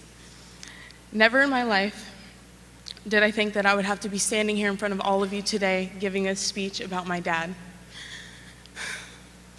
Never in my life did I think that I would have the week that I've had, to have to make the decisions that I've had to make at 24 years old on behalf of my dad. My dad treated every day like it was his last. He loved getting on that bike every day.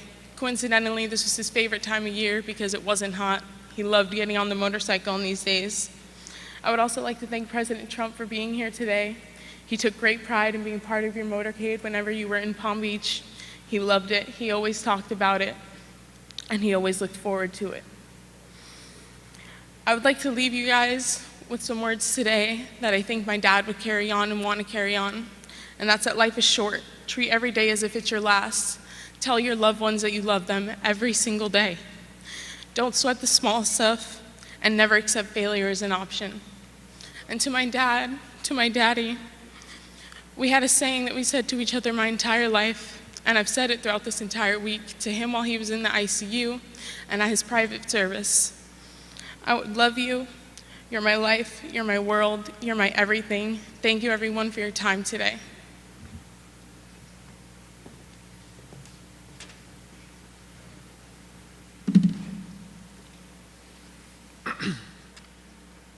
Good afternoon, everyone. My name is Eric Caballero. I was Deputy Dan Diaz's oldest nephew, but he felt like more than an uncle to me. He treated me like an older brother since before I can remember. He was always there for me.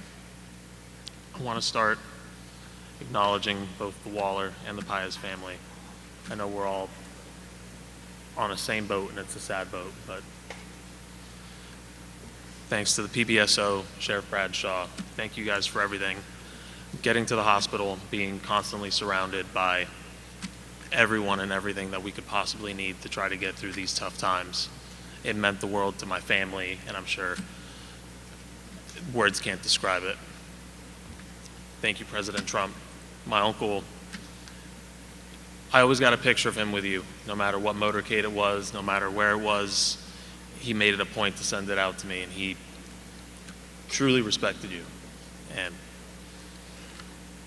thank you to the community itself for the outpouring that we've had. I've had friends, colleagues, people I've never met before, just knowing that it was my uncle, that it was Alexandria's father, just reaching out, offering, whether it's a prayer, we're lighting a candle, we're going to be there for you. It shows the lives that he touched, both as just a man and as PBSO. I took a while at the hospital there the entire time, and I surrounded myself with the good. I didn't try to dwell too much on the negative and what was incoming. I used it as a blanket of all the good that I had from him, from he treating me like a little brother to he gave me my first Nintendo when I was 5 years old because he was playing it and he's like, I guess you can have it now. So he should have been studying for his exams and he was doing that instead. Whether it was going to my school lunches when I was 5, 6, 7 years old up through middle school. He hated the school lunches, but he'd sit there with me because he knew showing up in full uniform put a smile on my face. Every honor roll breakfast, he was there just to make a scene. He had to show up in his crisp white just to know that I was there, and he'd stick out in the crowd and it put a smile on my face that I'll never forget to this day. He got me into, like they mentioned, into cigars, and he got me my first set, showed me how to smoke a cigar. I used to smoke cigars thinking of him, and that won't change moving forward. I had one the other night just for him, just thinking about him yelling at me like your mom would hate me for getting you into this, but it's something that I'll carry on 100% through my life. Then there was the birth of Alex, and I remember the look on his face and the pride that he had, but also him pulling me to the side and going, this doesn't change anything, you're still my boy. And he treated me the same. He took us both everywhere. And it was like having a second father. It was like having a brother I didn't have. I was an only child. And that really sticks out to me, introducing him to my friends saying, you know what, I kind of see where you get your sense of humor from. And it's Danny. His sense of humor was a one-of-one, just like him in general. The word proud wouldn't begin to describe what I thought of him. And he said the same about Alex and myself and our family. That he always, no matter what it was, whether passed the driving exam, got an A on a random test, he's always like, I'm proud of you, boy, I'm proud of you, Alex. And I know we were beyond proud of him. I molded myself after my father and after him. Those were the 2 points in my life that they were the 2 pillars that put me where I'm at today at almost 34 years old. And it'll carry me well into the future because you can't forget Dan. I think back to the things that will never leave my mind, and it brings me solace in what it meant to me and the ones that we love the most. He was a one-of-one. Anyone that met him, whether friends of mine that met him for 5 minutes, friends that grew up with me, and we'd go to his house and hang out and go to his parties, and they're like, yeah, you know, never met anyone like him. And he carried that into his career as well. He was very decorated. He took it so seriously that it's a shame it's the way he went out, but I think it's the way he would have wanted to go out in the uniform. He introduced me to my favorite movie when I was probably too young to see it, and that's going to be my closing remark, is what we do in life echoes in eternity. And these 3 lives that we have lost, I can guarantee that they will echo in eternity. Thank you.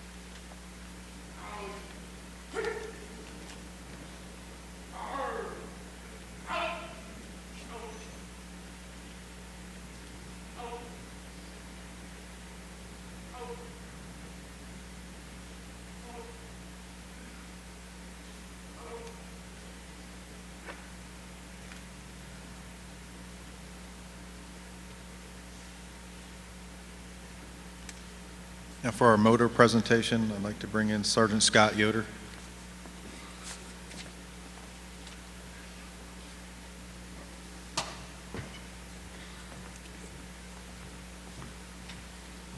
Hello, my name is Sergeant Scott Yoder, Palm Beach County Sheriff's Office Motor Unit.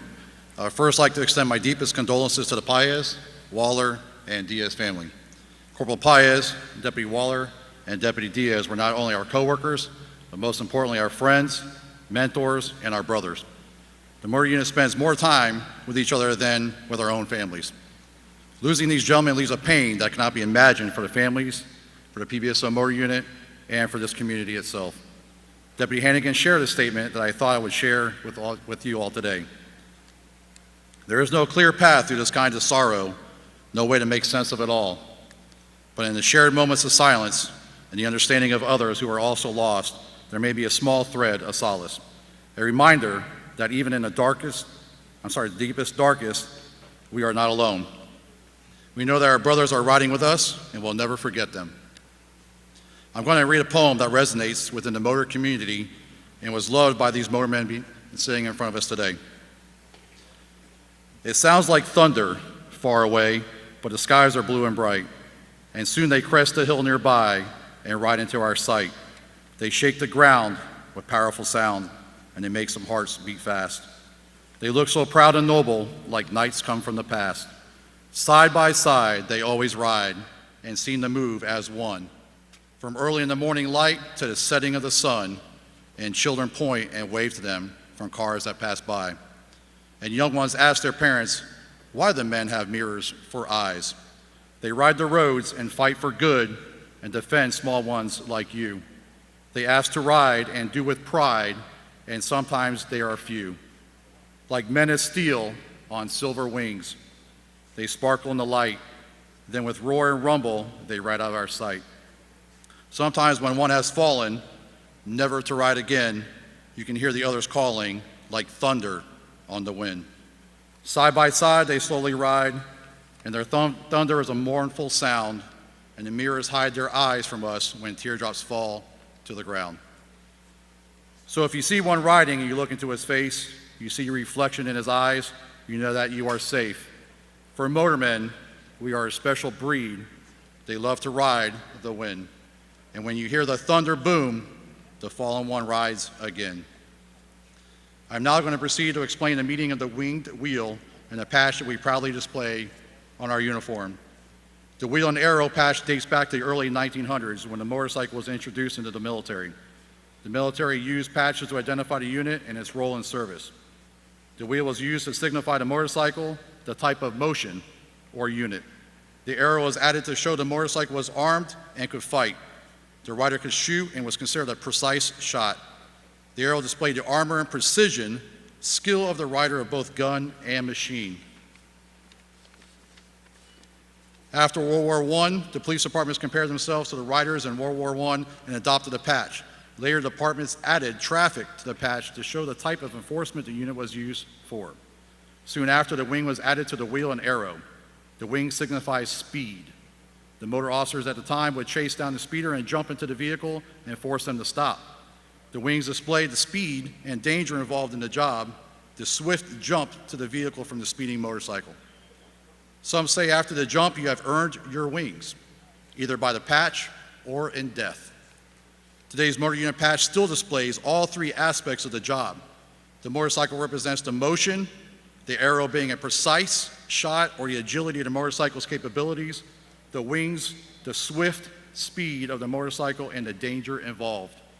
The patch is usually worn on the sleeve with the arrow facing forward or pointing to the heart of the officer to show the unit will move forward and evolve, and how much it means to the officer and the department. Once again, the wing represents swiftness, arrow precision, and the wheel is motion. A police motorcycle is also compared to the motor wheel patch, swift, precise motion.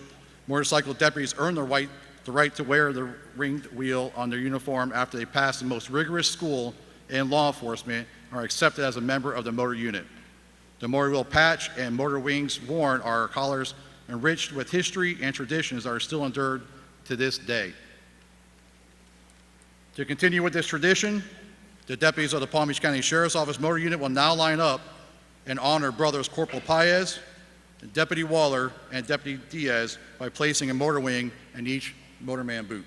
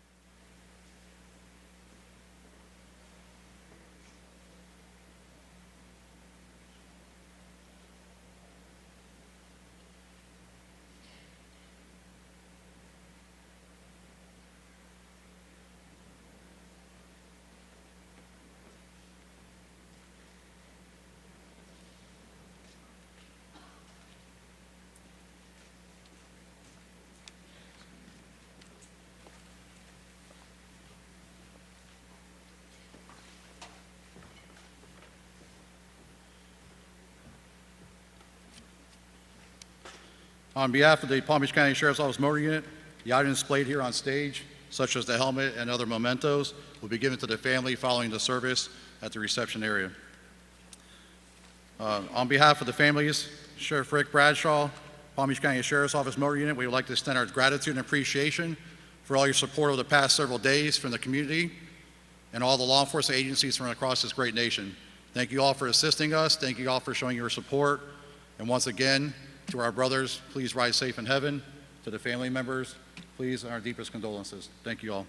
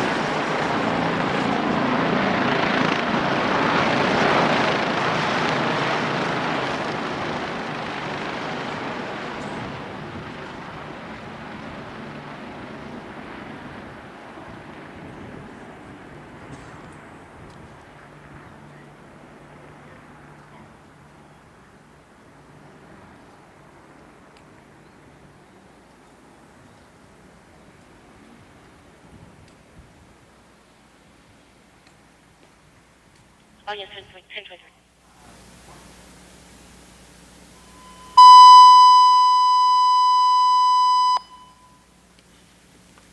Palm Beach is checking the channel for motor 4, motor 7, and motor 18.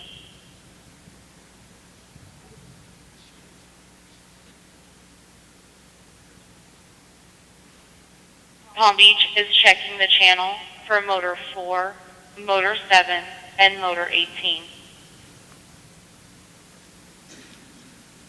Palm Beach to all units and listening agencies. The Palm Beach County Sheriff's Office will be observing a moment of silence in memory of our 3 fallen deputies. Corporal Louis Paez, Deputy Sheriff Ralph Butch Waller, and Deputy Sheriff Ignacio Dan Diaz. Corporal Paez was a dedicated employee for the past 36 years, Deputy Waller for the past 18 years, and Deputy Diaz for the past 20 years with this agency.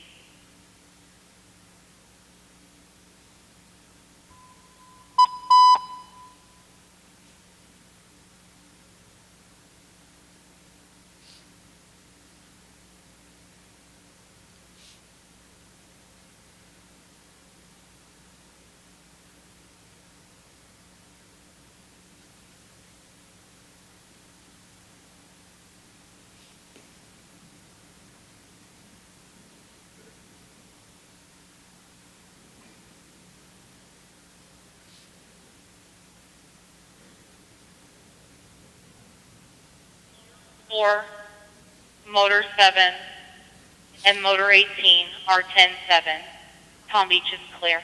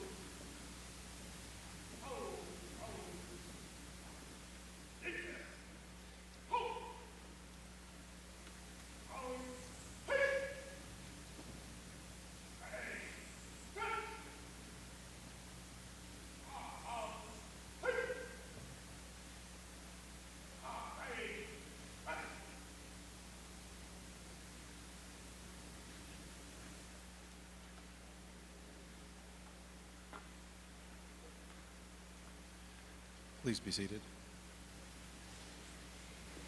The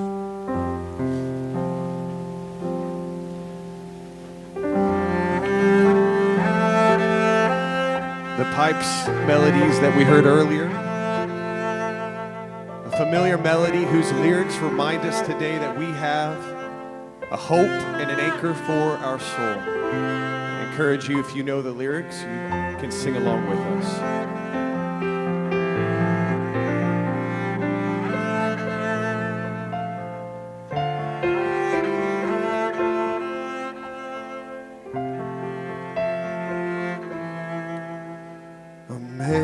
Amazing grace, how sweet the sound that saved a wretch like me. I once was lost, but now I'm found. Was blind, but now I see. Oh, surrounded by your glory, surrounded by your mercy. Oh, what grace today. 'Twas grace that taught my heart to feel. In grace my fears relieved. How great